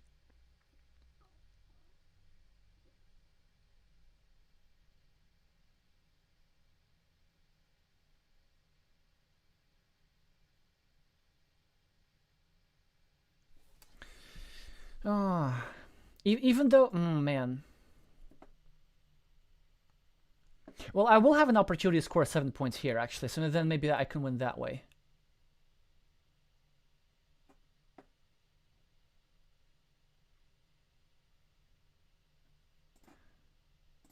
Okay, let's just go here.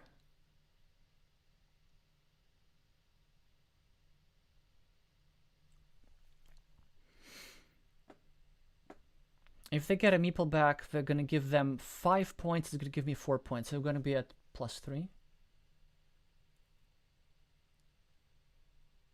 And my goal will... Okay, so we're at -3. Again, do we do this?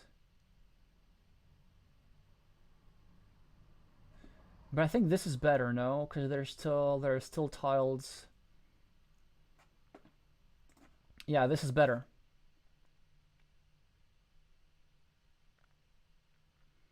We're just trying to score 7 points, basically. That's the idea. Yeah, okay, good, good, good, good. That's a good move from them, because it's like, it makes it actually much harder for me to... And this would be a mistake, right?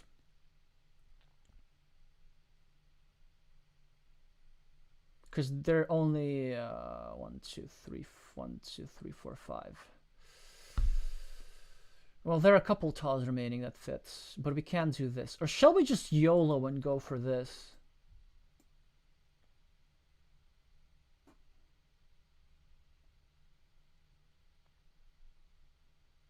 One, two, three, four, five, six, 7.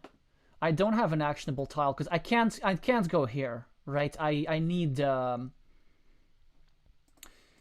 think I have to go this. Yeah, I have to go for this actually. Then they win the flip here. So at least I have like a 50-50 shot for the game.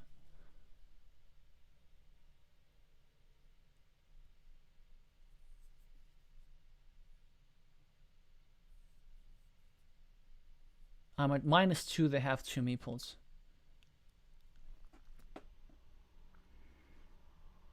And what are the cities? So there's this city cap. There's the city cap which goes like 1, 2, 3, 4, 5, 6, 7. Yeah, so there's this thing that fits here. There is 1, 2, 3, 4, 5, 6. There's no other city cap actually than that. So I might just protect my meeple. There are no city tiles other than this. So are there curves? 1, 2, 3, 4, 5, 6, 7, 8, 9. No, but are there straight lines? Oh yeah, there are no straight lines as far as I remember. What are the remaining tiles? What are the remaining tiles? Like where?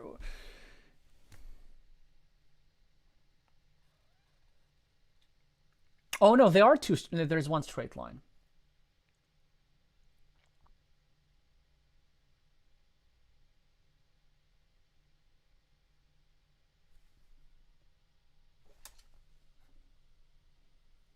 I just have to play a move. I panicked under time pressure, but it doesn't matter because I won the flip. So, yeah, here's the idea, right? Is that I could win by either building a couple of cities in my field or by connecting to the ruin, and I figured I'm gonna try both, and maybe I succeed in one. Because even if this meeple gets stranded for 1 point, there's a scenario where I get 7 points here and 7 points here. But now I get the ruin and there's nothing that I can do. The crossroads, that's the tile that I forgot.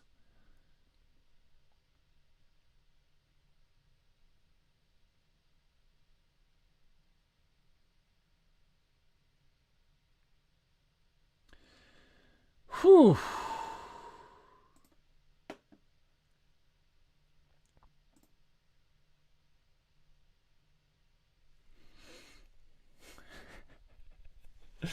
Oof. Yeah, good game. Well played actually with the ruin, but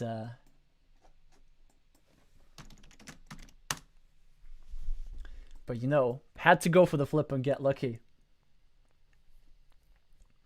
But that's excellent what P-Chan did here, recognizing an alternative win condition that doesn't involve the field. But because this was with the one meeple majority, this stuff was vulnerable. Actually, I think I should have considered myself is when I dropped these things, I could have just started fighting for the ruin earlier. Yeah, why not? Maybe I should have considered that. But no, it's fine, it's fine, it's fine. So I did do some missteps in this game, but ooh. Oh, you can't see the cursor. Oh man, did I mess up something in the settings again? Hi Craft Giraffe, hi Elias, hi Afonso. Well, I'll just try to be more descriptive. Alright, so Zarapucky was next, Angel was next, so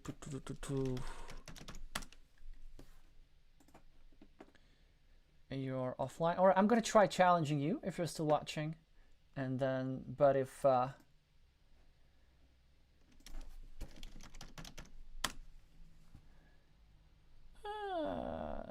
whatevs. Let's spam.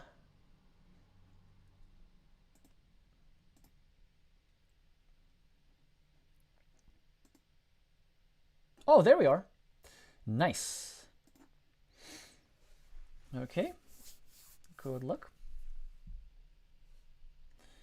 How did I not include the I don't know, the OBS? I mean, yesterday's stream was fine. Like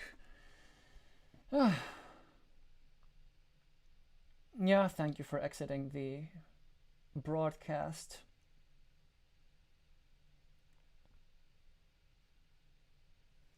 Alright, probably this would be our last game for the day, unless somebody wants to do like an AZUL afterwards. That would be a nice way to finish the year. So I'm absolutely up for some AZUL. Alright, I gotta thank the Board Game Arena developers for these clickable wishes. And this game I'm gonna try and win out of position. Starting a city, natural move so far. They should start a new city and harass mine at the same time.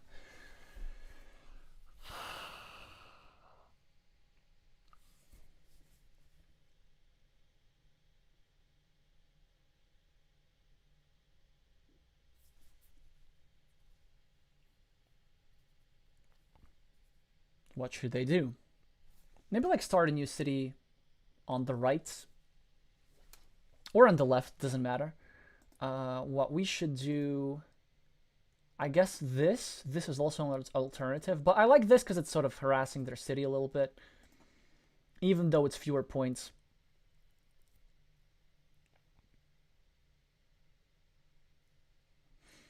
Then we could do something like this or this.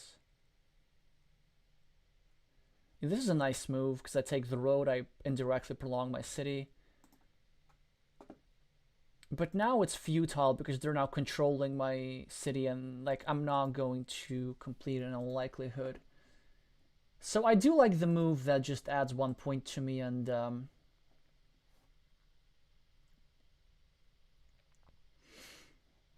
puts pressure on this meeple. The other move was also fine because now they will be able to take a 3-point road and it would have been nice to snatch that off. Also, ooh, it's so nice. We could just try and... Shall we just try and finish the city? That would be nice, no? But then they get to attack this.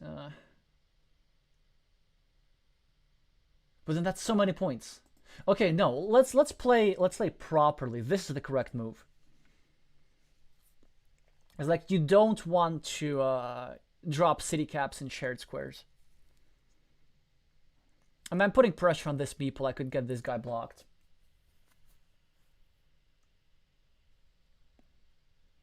And if I turned this into a ruin, I could equalize the monastery points. We're going to have like 7 city points versus 8 monastery points, something like this. They're going to finish the road. I'm going to drop a monastery here. And then we still are putting the pressure on this square.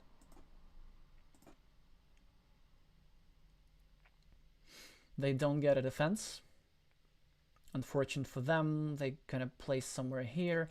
We could go here, here, here. We could go here, actually. That would be nice. We could pre-build a road. We could go... Now, I prefer this. I prefer maximum pressure.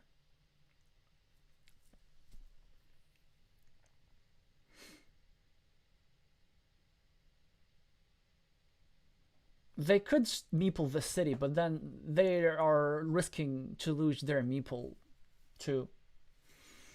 Also, what I could do if I get a city cap, then now this square is safe to build up, because if they get a straight line to block this, I get a straight line to defend, and then there are some scenarios in which you finish the city. You just got to be patient about this. I have a video, I forgot, I think it's called an opening puzzle or something like this. It's about 18 minutes long, and it's about an example of how you play when your opponent is controlling your city with a monastery. It was an excellent example from the player from Mikhail Zolotukin, from the player with the screen named Mikhail Rus. Good move, I really like it, because I need to do this, but I also need to do this. Well, this is a priority, no. Let's try blocking my opponent's meeple. And we're going to succeed. If they block here, and I'm preparing a super strong move for my next move.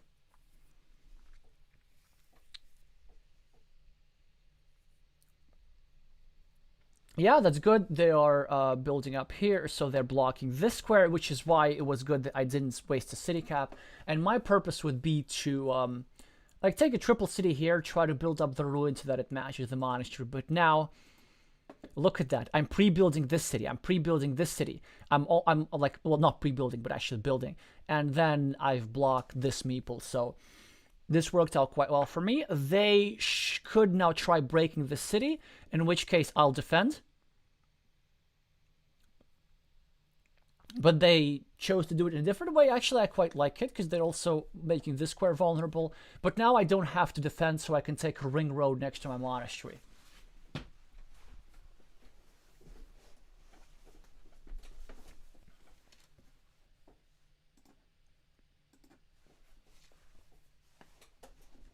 Yeah, so now they could like connect all the cities together, and that will be quite painful for me, actually.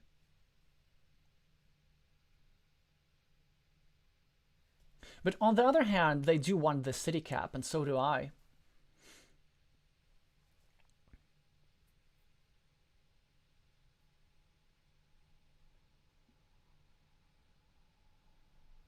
Yeah, they do want the city cap.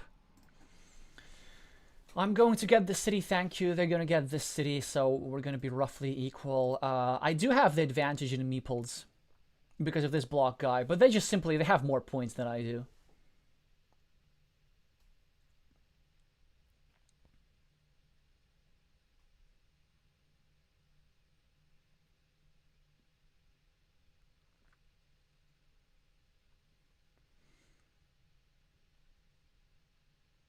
Now, there's a question, should they unify their two cities?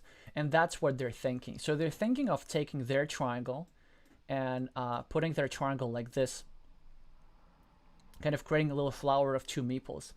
But I would probably advise them against that, simply because 5 triangles, well, for what they know, 4 triangles have already been out, and there's still plenty of city caps. So the move, the move that I would suggest for them is to place the triangle they just did like this.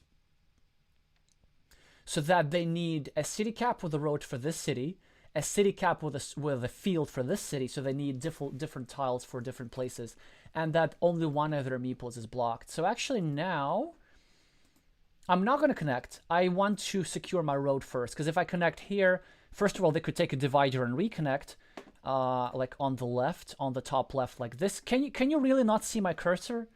Man, I thought I like took extra care of that. These settings. Well, anyway,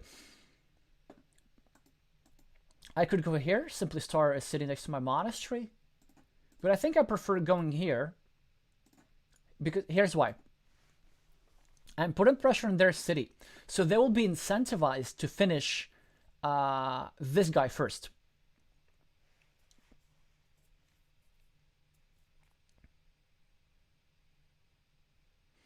But then if they do so, this square will become vulnerable. I'll be able to attack this meeple. Now, another problem. This gets attacked, this gets attacked. I think I still should not use this tile here. I should get this meeple back first. If they block this square, it's not such a big loss. Yes, they win a mini battle, but it's not such a huge mini battle.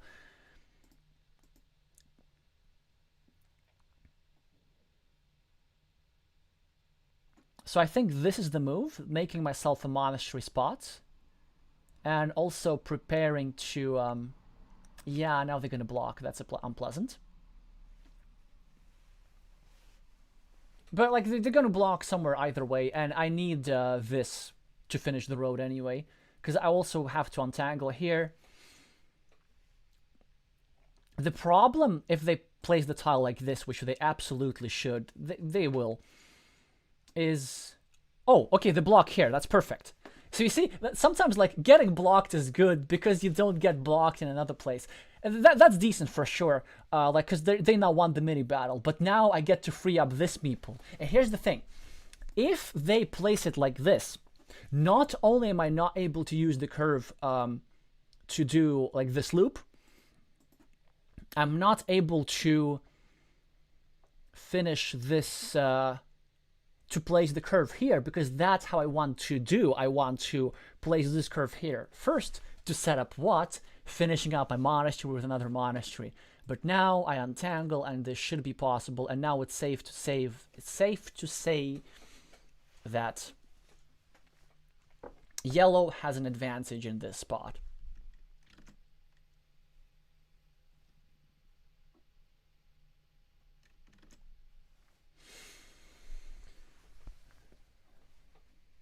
Not clear what to do with my next tile. Not clear. Oh, I know what they can do.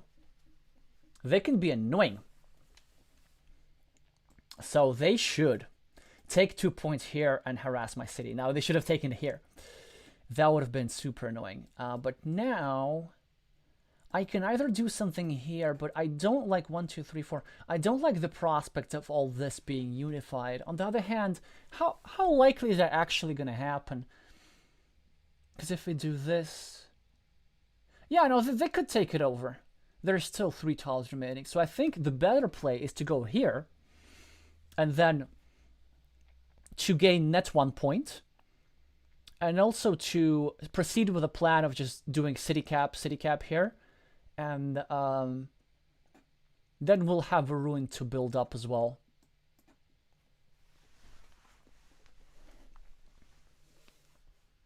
They should probably continue the ring road, and now we are finally going to go here. Something like this. Harassing, well, attacking their city, actually. In some scenarios, both of these meeples get blocked. But now, imagine like if they get a simple city cap. Then they're forced to get a meeple back instead of forced to block themselves. It's an unpleasant situation, so if we can get our opponent into an unpleasant situation, we should absolutely do that, and look at that. We'll get a fantastic tile for our next meeple, for our next...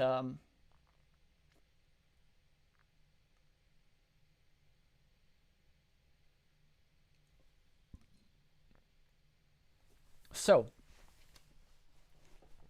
how do we make the most painful move possible? Candidate moves, just expanding this ruin like nothing happened. Another one is going here. The risk is that everything gets connected and we'll lose the ruin. It's low probability though, because we will be attacking this square with a straight line, and then everything here will be... Another way to do is this. Separating these guys, but then actually creating like a bunch of vulnerable squares. Which one's best? I don't know. I know which one we're going to play though, and that's that one.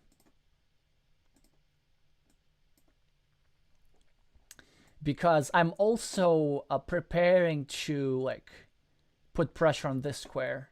And now look at that, they can't use this tile anywhere basically. They have to just finish up their straight ring road. Maybe they can harass my city instead. And they kind of want to be meepling this, but then they have a risk of it being connected, so I can... Now, I can try blocking, but I want to do this later. I'd rather first... I could also secure my square here, but I think I want to set up another monastery first. Now they should take 2 points here and harass and attack my city, in fact.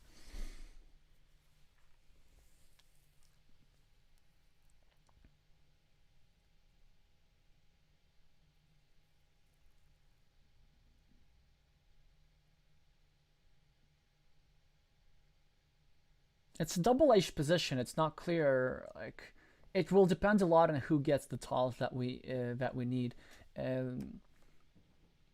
This is an option. Attack here. This is an option. Trying to block. I'd rather though get the maximum value by going here and trying to finish this 8-point city.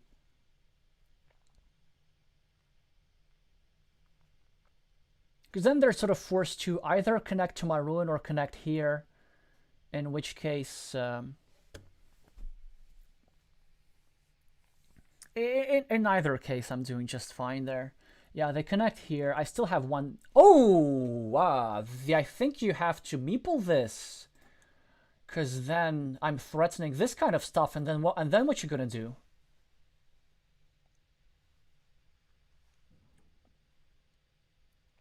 This. Okay, fine. But it's still a big threat they will have to deal with.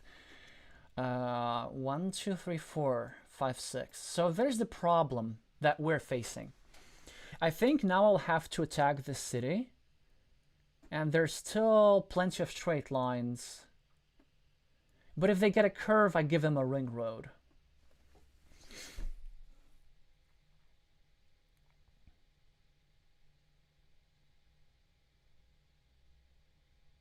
I still have to...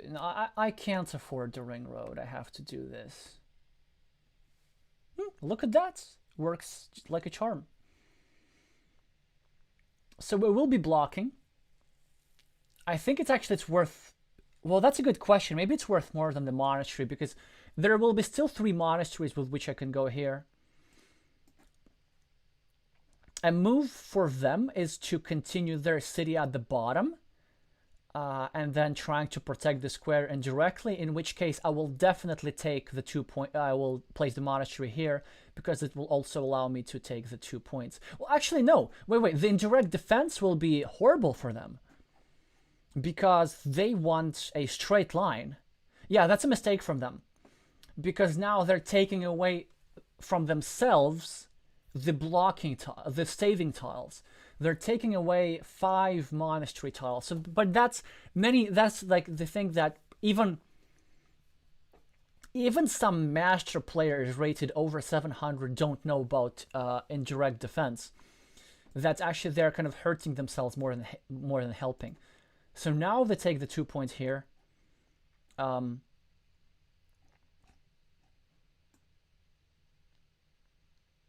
And we can, again, they accomplished something with this move that now we can't build up this monastery. But that's a good move from them, harassing my city, attacking my city. By the way, harassing and attacking are not the same thing. The way I use this terminology is like, your harassing is like mildly attacking when you're creating an attacking square. Attacking is placing something directly next to the city, either to connect to it or to block it. So now we are attacking this city, trying to block the square. One of the reasons for doing that is that there's no better use of a straight line at the moment.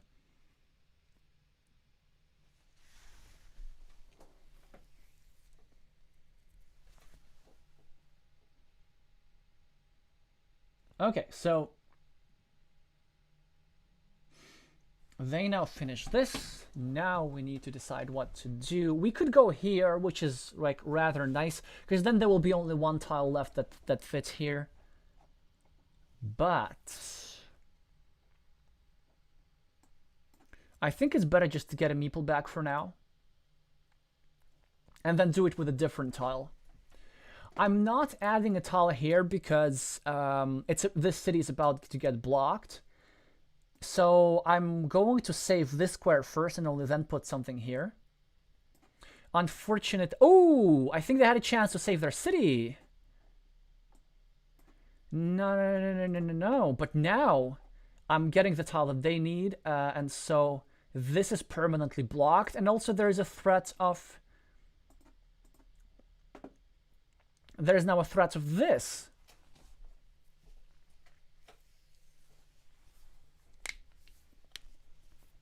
They should now be blocking my city up top. Well done. Now I still have the monasteries that I can put here. Now I can start working with this city. Now, like, ideally I want a triangle, but these are few or far between. There's only two regular triangles remaining. And there's only 1 triple city, so I can do something like this. I can do something like this, hope to back-to-back straight lines. And this is super vulnerable because from either side, I would be able to block this meeple or not because they get the tile that they need on the very next move.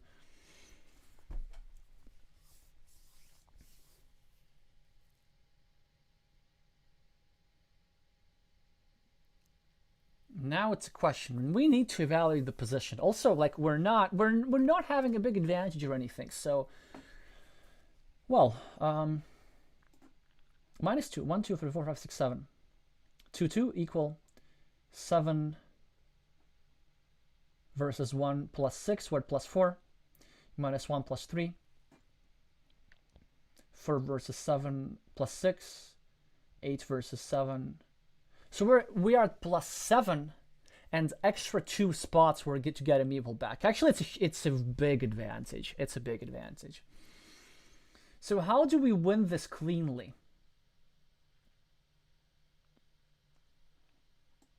I could just start a field here, but I don't want to be playing with 1 meeple. I'd rather just start a new city and play small ball.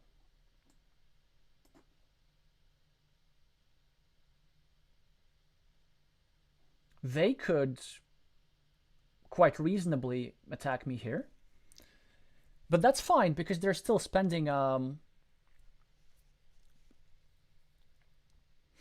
they're spending a move. Now, I could finish my monastery, but that would have been a mistake.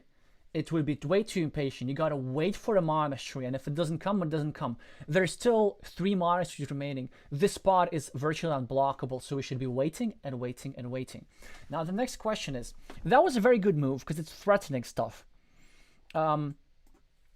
If they take a triangle, they place it over here, and then I will not be able to finish the city ever. So that's why I need to build it up not from this side, but from this side. I'm threatening to complete it, or if I get a triangle, I could actually connect it like this.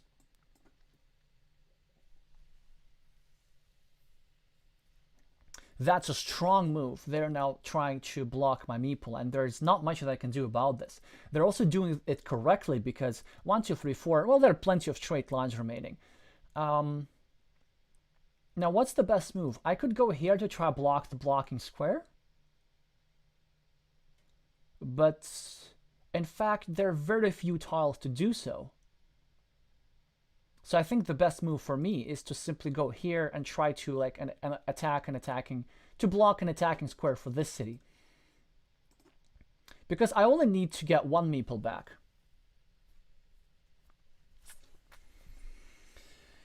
Oh, such an interesting move that we're about to witness. So will they spend the monastery to block my city? That's a good question.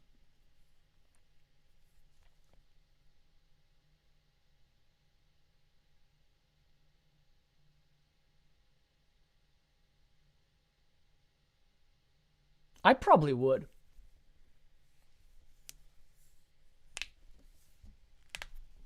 And also actually we're at +10 minus a meeple. I don't think there's actually a way how they can score if they start a field here and finish a city cap and I don't get a meeples back, then they could win.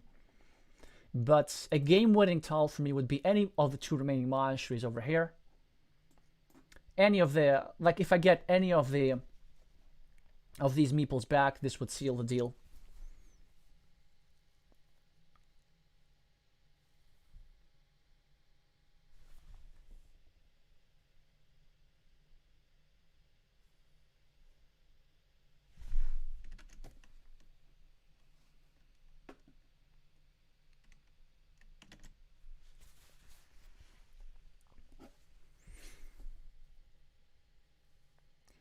Interesting. They take 2 points, and in a way that gives them some value because they're threatening to block my monastery with a straight line. Now I have an interesting choice. I could go here and save this meeple. Is that bad? No, that's not bad. That can't be bad. It just gives me so much stuff. Or I could just ignore it and take 2 points. Or I could go here and threaten to complete this city. 1, 2, 3, 4, 5, 6, 7.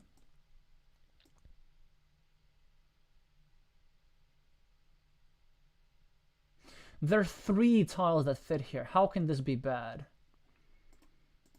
But then if I do this, there are tons of city caps.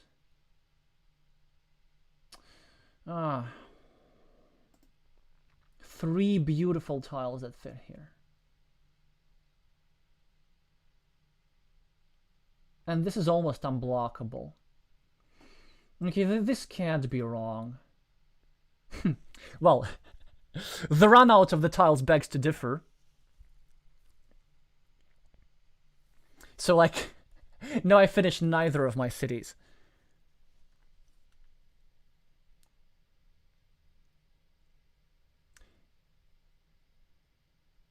So 1 blocked.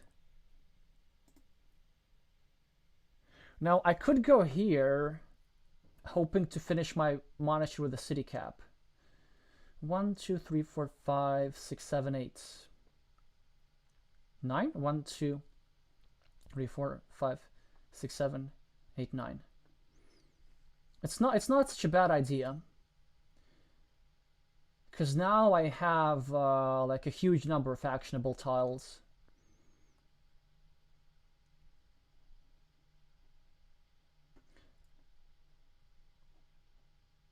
So I have 3 tiles here, I have monasteries here, I have 2 tiles here. And if I win a monastery, then just go here. This move, what it does, it's also okay. Because it protects the square permanently, but I think I'm gonna go for this. Okay. They got a monastery, and I'm gonna get... Well, they should place a monastery here. There's like no way. How else are they going to take points?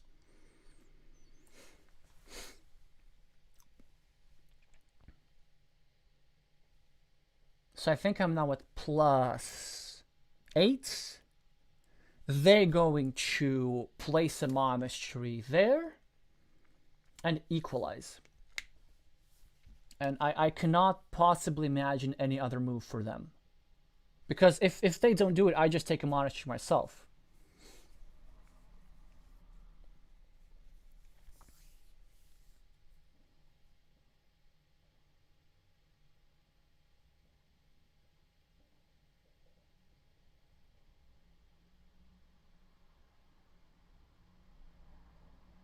Also, by the way, just wanted to show you that sometimes you need to shift your strategic plans based on how the tiles run out, because I always was planning to finish the monastery with another monastery, but then the tiles came out so that it was no longer the best play. So first of all, 2 of the road monasteries were used up.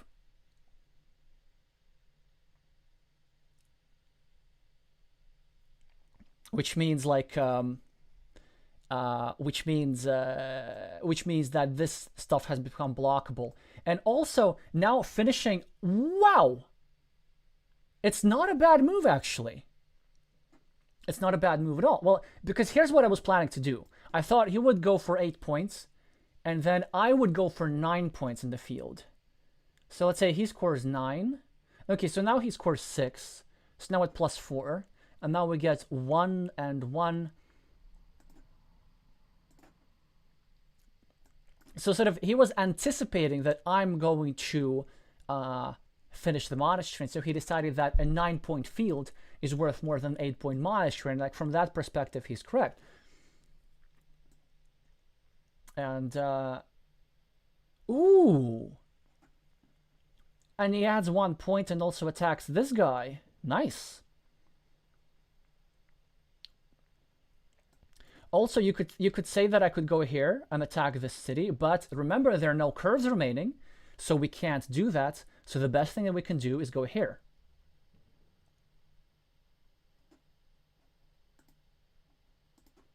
And just meeple this field and, you know, hope for the best, basically. So let me think. This was 6. I scored 2. Then 4. I'm at +4, +3, +9. Well, yeah, I don't think my opponent's getting 9 points anywhere. It's not like the most successful thing with which I can start a field, but I just want to get it done as quickly as possible.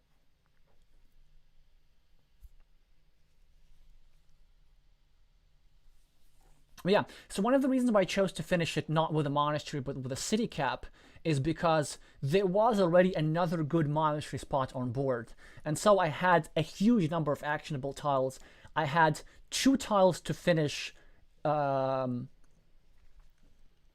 monastery and score points. Then I had...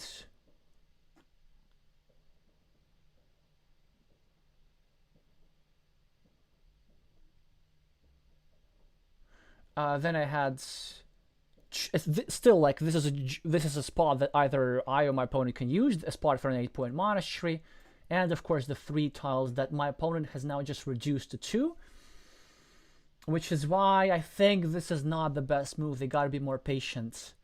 I think what they had to do is wait for one of the triangles first and then place it in such a way. Yeah, they had to wait for something like this so that they committed to a triple city.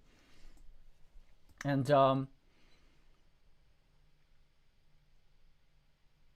what do we do though?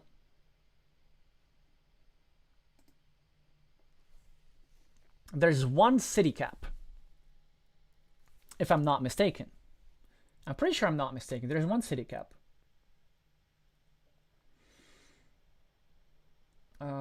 Dividers. So starting a new city, like I could start a new city with just the sole purpose of taking away a city cap from my opponent. Is that worth it? I'm a +9. I'm gonna be a +10.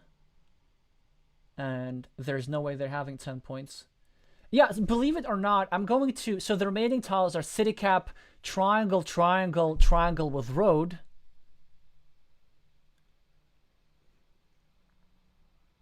Oh, yeah. Are there more city cap? There's 3 kinds of triangles.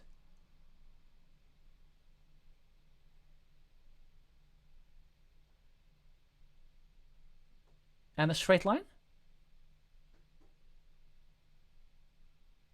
Yeah, check this out. So I'm going to meeple this 1 point city cap just for the sake of my opponent not getting it.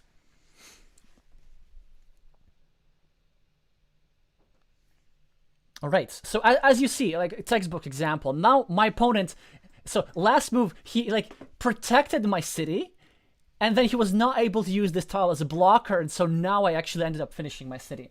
But before I do so, I realize I use a lot of poker terminology, like small ball, out of position, equity value. Yes, I do that, but I never hear talk about EV, expected value. I talk about expected value all the time.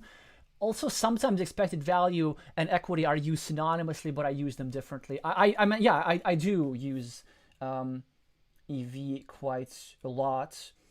And it's not exclusive to poker, but yeah, that's how I learned about it. And I think that's really, really, well, poker skills are transferable to Carcassonne skills. Both the actual math stuff and like the psychological stuff on being impervious to variance and, you know, not being mad when your opponent like gets all 3 starting tiles or something like this.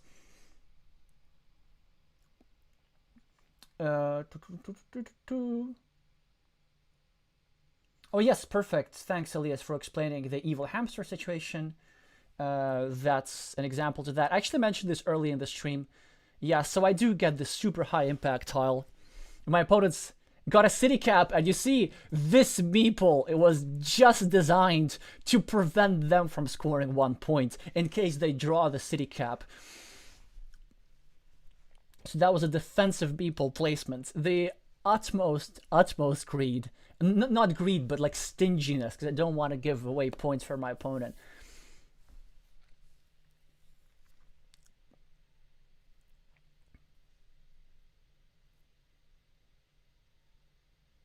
Also, yeah, sorry, Angel, for like slow rolling and stuff, because I was just trying to explain. What a move! What a move! Look at that. That's really nice, because my opponent knows there are 2 triangles, so he's gonna get one of them. So this means I could do it both ways. Okay, I think the correct move is actually just I could just take 1 point. For the sake of like my opponent not completing this thing. But it doesn't matter because it's tied either way. So I get 3 here. My opponents get a triangle, and they get more points themselves. But that was a really nice touch, actually. This final move over here, that was really nice. But you see, so yeah, thanks for the game. It was a real interesting one for me. So just to do a quick rundown of what happened, I think I'm quite happy with how I played this one. My opponent played well too, but I think my opponent made so Angel, you made like a couple of mistakes, it's generally one thing. I think you were like a bit impatient with the blocking. So here you blocked my city very, very well. But there were a couple of situations where you were trying to block, but you were actually helping me. So sometimes it's better to wait for a better blocking tile and then block, rather than just putting anything that sort of temporarily delays the retrieval of a meeple.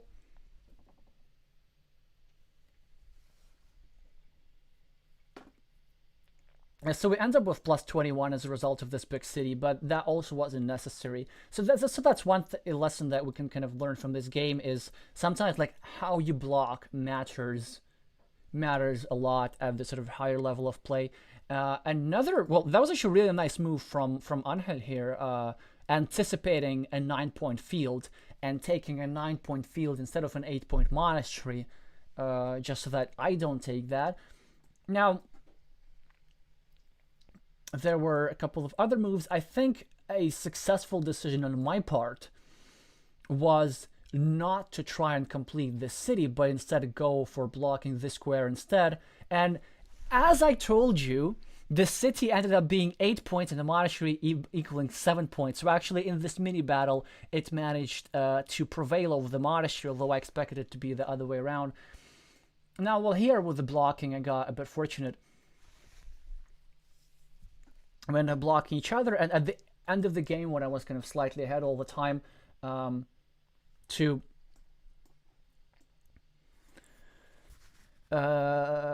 secure the win, I created a situation where I had 7 high-impact actionable tiles for me, and it was mathematically impossible for me not to draw any of these tiles, and so we ended up securing the win. Yep, thanks for the game. Let's see. I think it could be enough for today because it's been 2.5 hours, but I'm going to see if I have any offers left. Well, if there's somebody who wants to play like AZUL, then I'd be up for it. So I'm going to wait for a couple of minutes and see if we have any takers. Because also like AZUL takes less time than Carcassonne. But if not, I'm just going to wrap up the stream because 4 games is probably enough. Just going to remind you that the next stream with viewer games analysis is happening on January 15th. So by that time,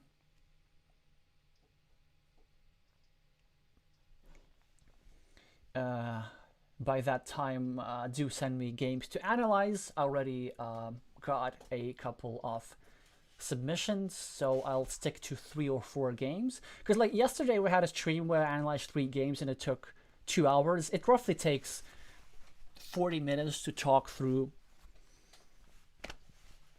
a game in detail. My game analysis videos are half an hour long because I can do edits and kind of cut out the too many words that I'm using, which I cannot do live. But that's about it. Angel saying about the previous game, I think I counted the triangles wrong. Oh, okay, yeah, that makes sense, because then that would explain the blocking. Yeah, sometimes happens. I don't know. I'm in a bit of a good mood today, to be honest. Like this is already the second game where I managed to know the tiles, like quite in advance before the end of the game. If you saw my last stream, I wasn't like exactly sure what I was doing.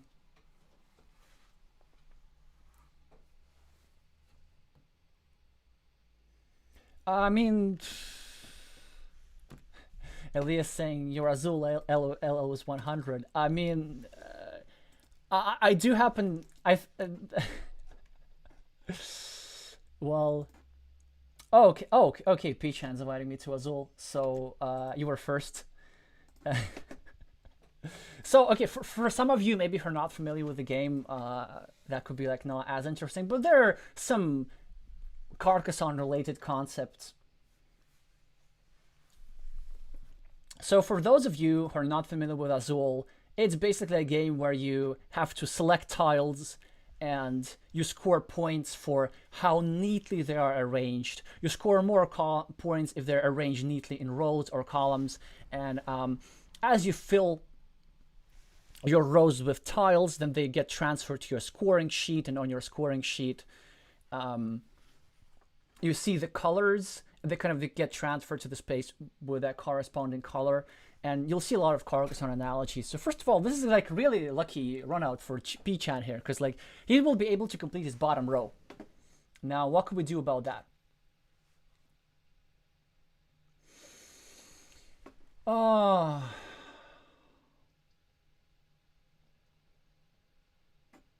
Maybe this? Okay, what if we go here, here, here? Think I know. Okay, I go here. So let me just explain a little bit. So you're taking the whites, then I think what I'm going to do is I'm going to build this middle column. So I'm going to take the blues. You're going to take the whites. I'm going to take another set of blues. And then I will try to take the golds from my second row, and we're going to see what happens.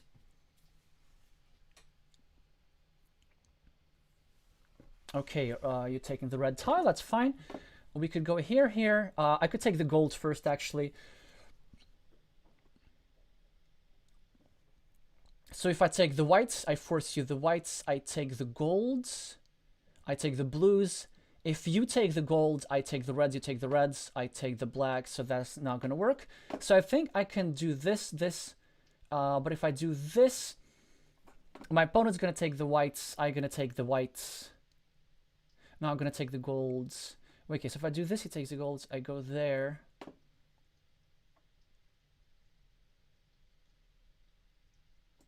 Yep, I think this is the play.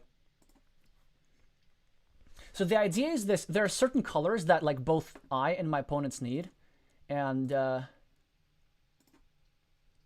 now I think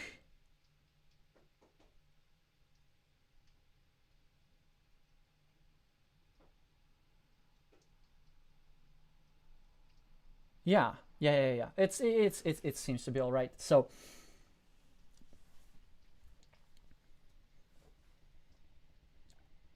what's quite important in AZUL is try to get the bonus for arranging your tiles in the columns. And as you see, I'm going for the middle tile and my opponent is going for this.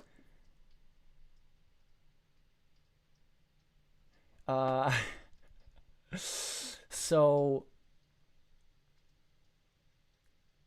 I think this is an interesting move for sure. I think what P-Chan is expecting is that I'm going to get the golds, he's going to get the reds, I'm going to get the black, which could work.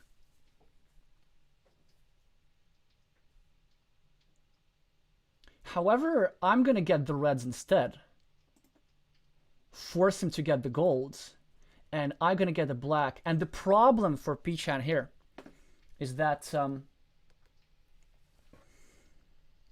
you're going to have your second row not completed. And it's usually a huge disadvantage. Because at the end, if you manage to complete any of these rows in each turn, there are 5 rounds typically in total in the game, then you get a bonus. And he's not going to be able to get that bonus because his second row is empty. Continuing the fifth row, completing the 5th row early is great, especially when I have no whites, which is like really, really nice run out for them. But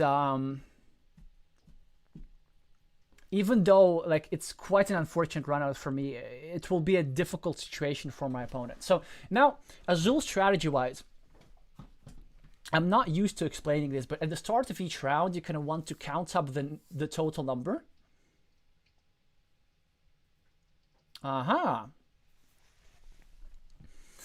So you're building the blues here. I think I want to get the first player tile, because if I get...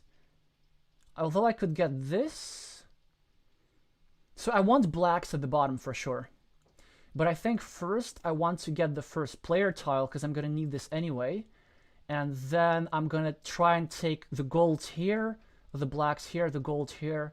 The good news for me is that my opponent doesn't need golds, because all these rows are blocked. So I should expect, like, ideal scenario, see there are 5 golds in total. If I get 2 here and 3 here, that's a huge win. and if I get somehow 5 blacks, it's not that likely to happen. But it could happen because my opponent has other objectives, right? So you see these reds here. So at some point, my opponent will need to spend a move on getting one of these reds. That's, I think, a decent move because they are trying to make sure that I don't get 5 golds, I get only 4. However,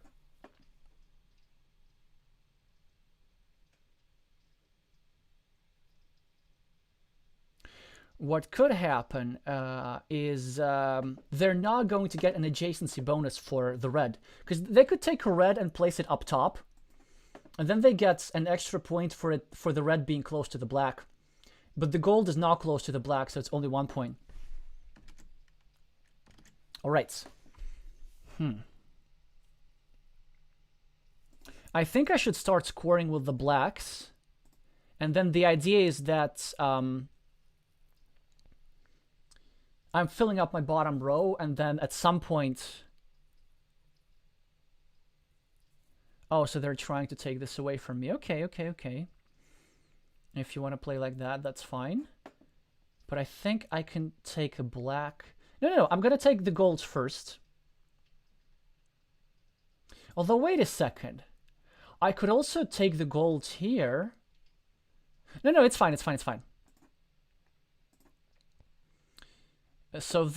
I don't know, they take a blue maybe? But if they take a blue, I take a black. Oh, they take a red, huh? Okay. I know what I'm going to do.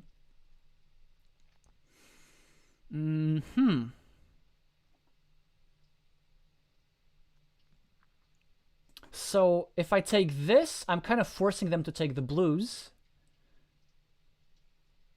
Because if they don't take the blues, they are left with the row stuck. And then I get another black, which is useful for my bottom row. And then they're kind of stuck with one of these two choices. And neither of them are good for them because they don't fit along the column. So they really want the blues here. And that's what I would have done if I were P-Chan, because you kind of have to take care of the column.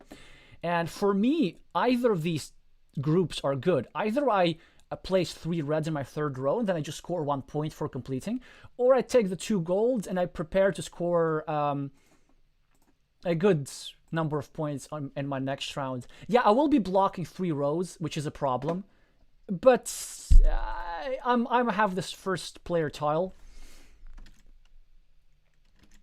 Now the problem that I'm not doing here is I kind of forgot about tile counting a little bit. Let's just try to remember what was discarded. I think nothing was discarded actually. Okay, it's quite a hard run out for me. Again. Okay, but it's fine. How could we prepare ourselves? So there's this gold, this white. I think we could take a white.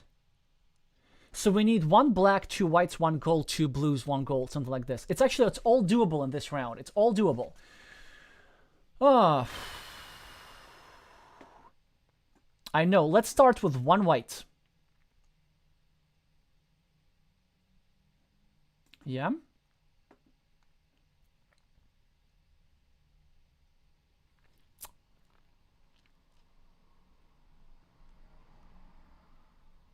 They do need the golds too. That's true.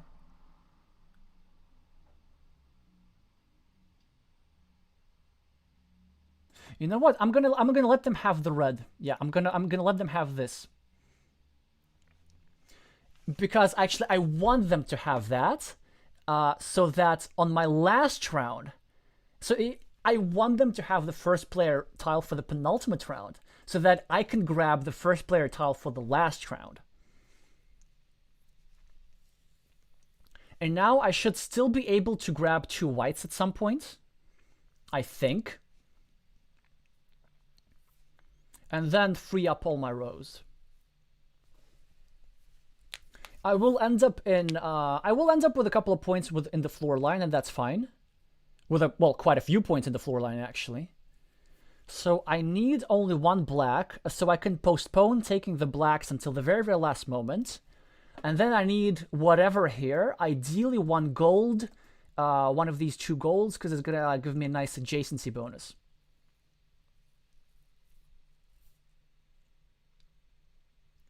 So my opponent takes the 2 reds, which I think is a big mistake. Yes, he does need the 2 reds here. It's a good choice, but he could have postponed that until the last moment, because I don't need the reds. I'm not going to be taking those, so the reds will remain there. In fact, what my opponent should be taking is the golds, the whites, the blacks, especially the whites, because this row is quite vulnerable. So yeah, so that's like a big AZUL thing for you to think about in the future. Prioritize those elements that both of you need. Let's say if I take a single white, that should be fine. I'm gonna end up with some points in my floor line, but that's fine. I end up with a single white. You go here, you go here. Okay, there's a way how we could lose this, but it's fine. Then one of my next priorities will be one of the golds. Okay, you take the golds, you take the golds. Okay, white, black, black. White 4. Okay, so if you go here... Okay, so if I take 1 gold, you take 2 golds.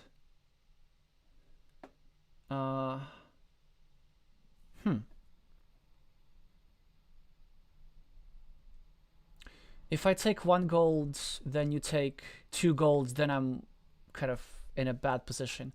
So I think I should take 1 white, then take 1 black, and then just endure some points in my floor line for the discarded tiles. I will have to lose some points, but I will be completing so many rows that it will compensate for that nicely. And the idea is this, that a white tile fills well, a pair of gold tiles fit perfectly, and, well, the 3 blues, they are, yeah, not ideal, but we're going to have to live with them. If my opponent takes the blacks, that will be a mistake. Because then I take 1 black, and then they're left with 3 moves, and I'm left with 2 moves, and that will just end up being perfect for me. So, in the game of AZUL, there's a balance between calculation. That's a good move. Because I could take these 2 golds, but then they would take these 2 blacks. And I need 1 black.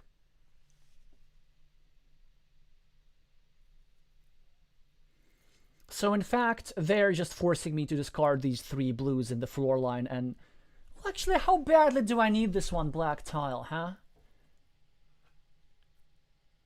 I can actually just postpone. I can postpone completing my bottom row for the sake of making them discard the 3 blues. No, but I also don't want them to do that, right?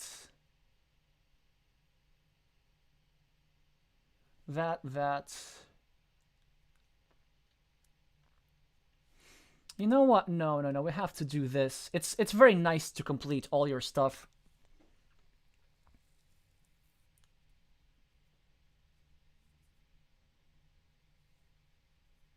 And now they have to take the 1 black to force me to have 2 moves, and then them to have 1 move.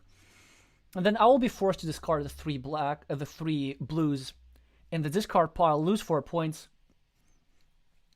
But they will have to discard 2 gold themselves, and they will lose 4 points because of that as well. And in fact, they will end up with more tiles discarded, even though I am the one who has who had more rows block at the start of the round. By the way, like, for those of you who are watching only because you're interested in to find out what AZUL is, feel free to like ask questions in the chat about some of the stuff that I'm talking about. I'm trying to find a balance between explaining the game and like explaining the strategy for those who already know the rules. But basically, there's like one rule. The neater your tiles are arranged when you complete your rows, the more, well,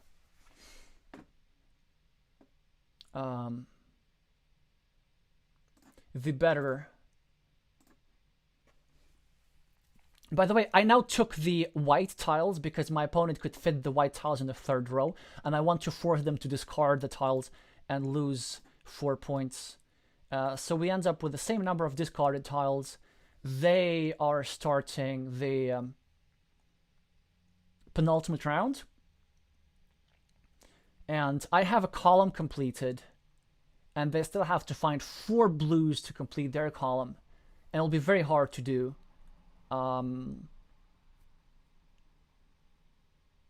Well, especially with this run out, they are getting kind of unlucky here, I have to admit.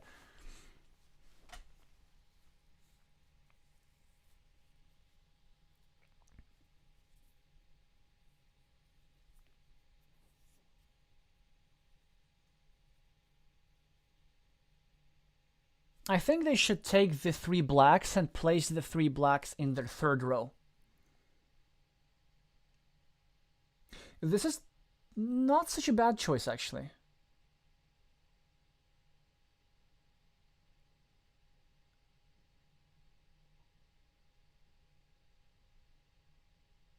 I could also make a forcing play. I could take the 2 blacks. No.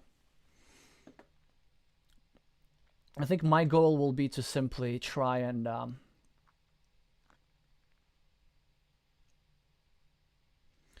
win as much stuff as I possibly can. So if I get this, it will force my opponent to take 3 blacks. And then I will go...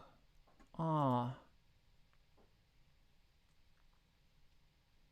that's a good move, because they're taking whites away from me, and I would really want to use the whites. And I guess I also really want to be the first player in the last round,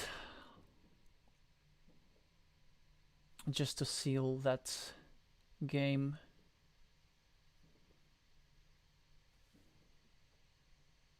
But do I have to do that, though? You know what? Maybe I don't, actually. Yeah, like, just take it. Just take it.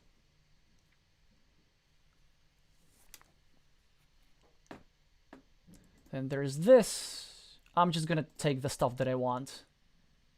Because the reason why I'm doing that is that there are very, very few tiles remaining, few black tiles remaining in the deck. Actually, I can tell you the exact number. 10, sorry, in the bag. 15, but I'm using Carcassonne terms. Actually, poker terms, because I'm saying deck. 15, 17. There are 2 black tiles remaining in the deck. So that's why I want to use as many black tiles as I possibly can. So now I'm making sure that my opponent has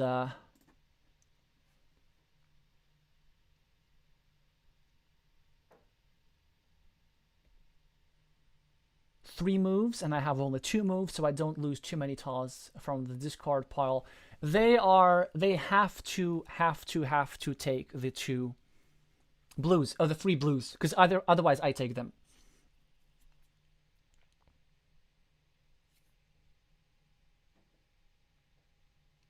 Now, there are many golds remaining. What about whites? 1 was discarded, so there are 5, 10, 11 whites, 15, 16. So there are 4 white tiles remaining, which means that I should probably just discard those.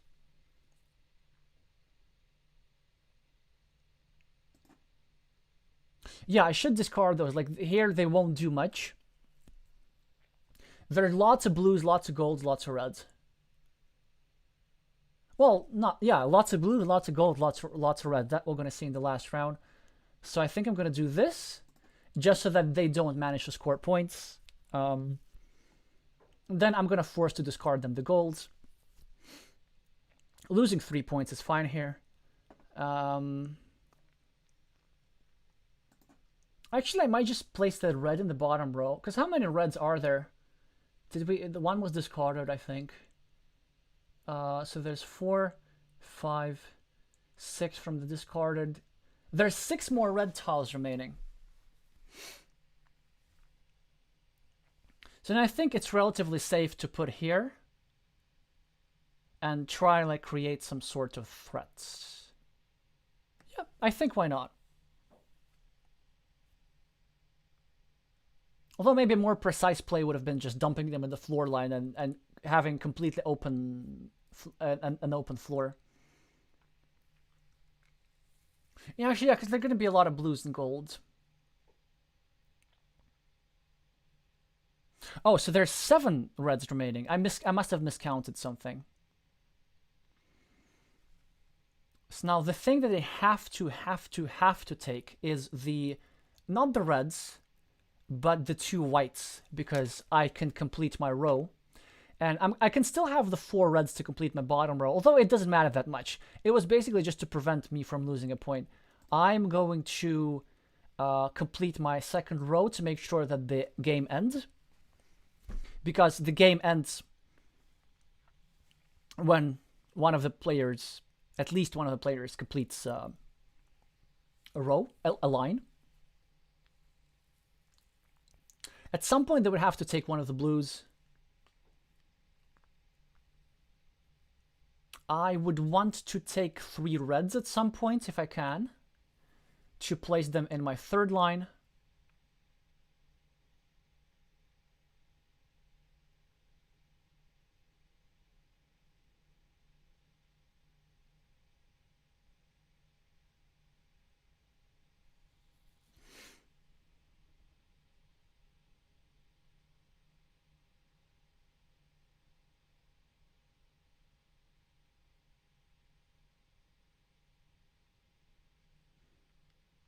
We don't have much choice, do we? Yeah, we just have to take 1 blue.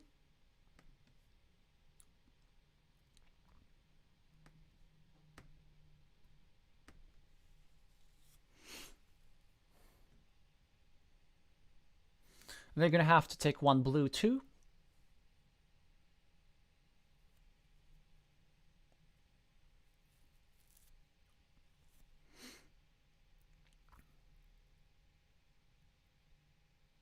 And now we're sort of forced to spend some tiles, and I think now defensive placing will be mattering more. So I could, of course, take 4 reds and score 2 points here, or I could take 4 reds and score 6 minus 2 equals 6 minus 1 equals 5 points here, like in my third row. But I think the better play is to take the whites and make sure that they cannot use the whites in their top row. So yeah, so they now took the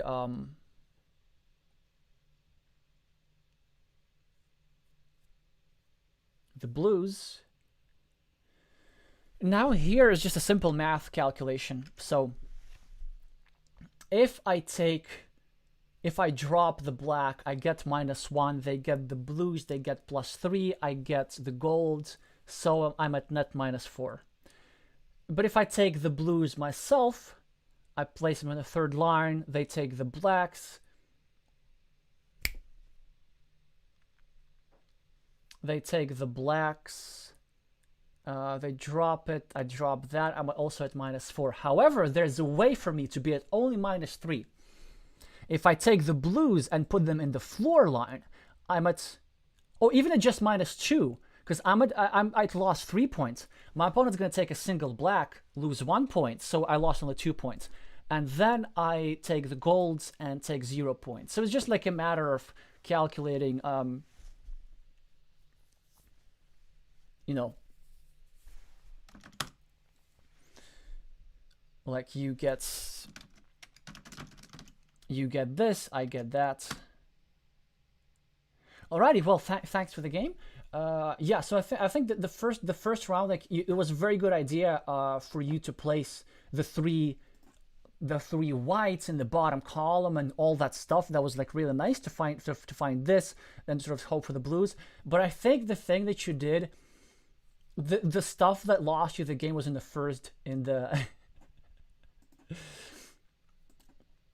that lost you the game was the move that made you not complete your second row. So if you are playing AZUL, then take extra care of your first and second row because this is something that where you can get a lot of points, but you can complete them very cheaply. Because you see, for this 1, 2, 3, 4, 5, it's how many tiles it takes to complete a row in a given round. But the number of points that you gain for them is exactly the same. So you complete this with 5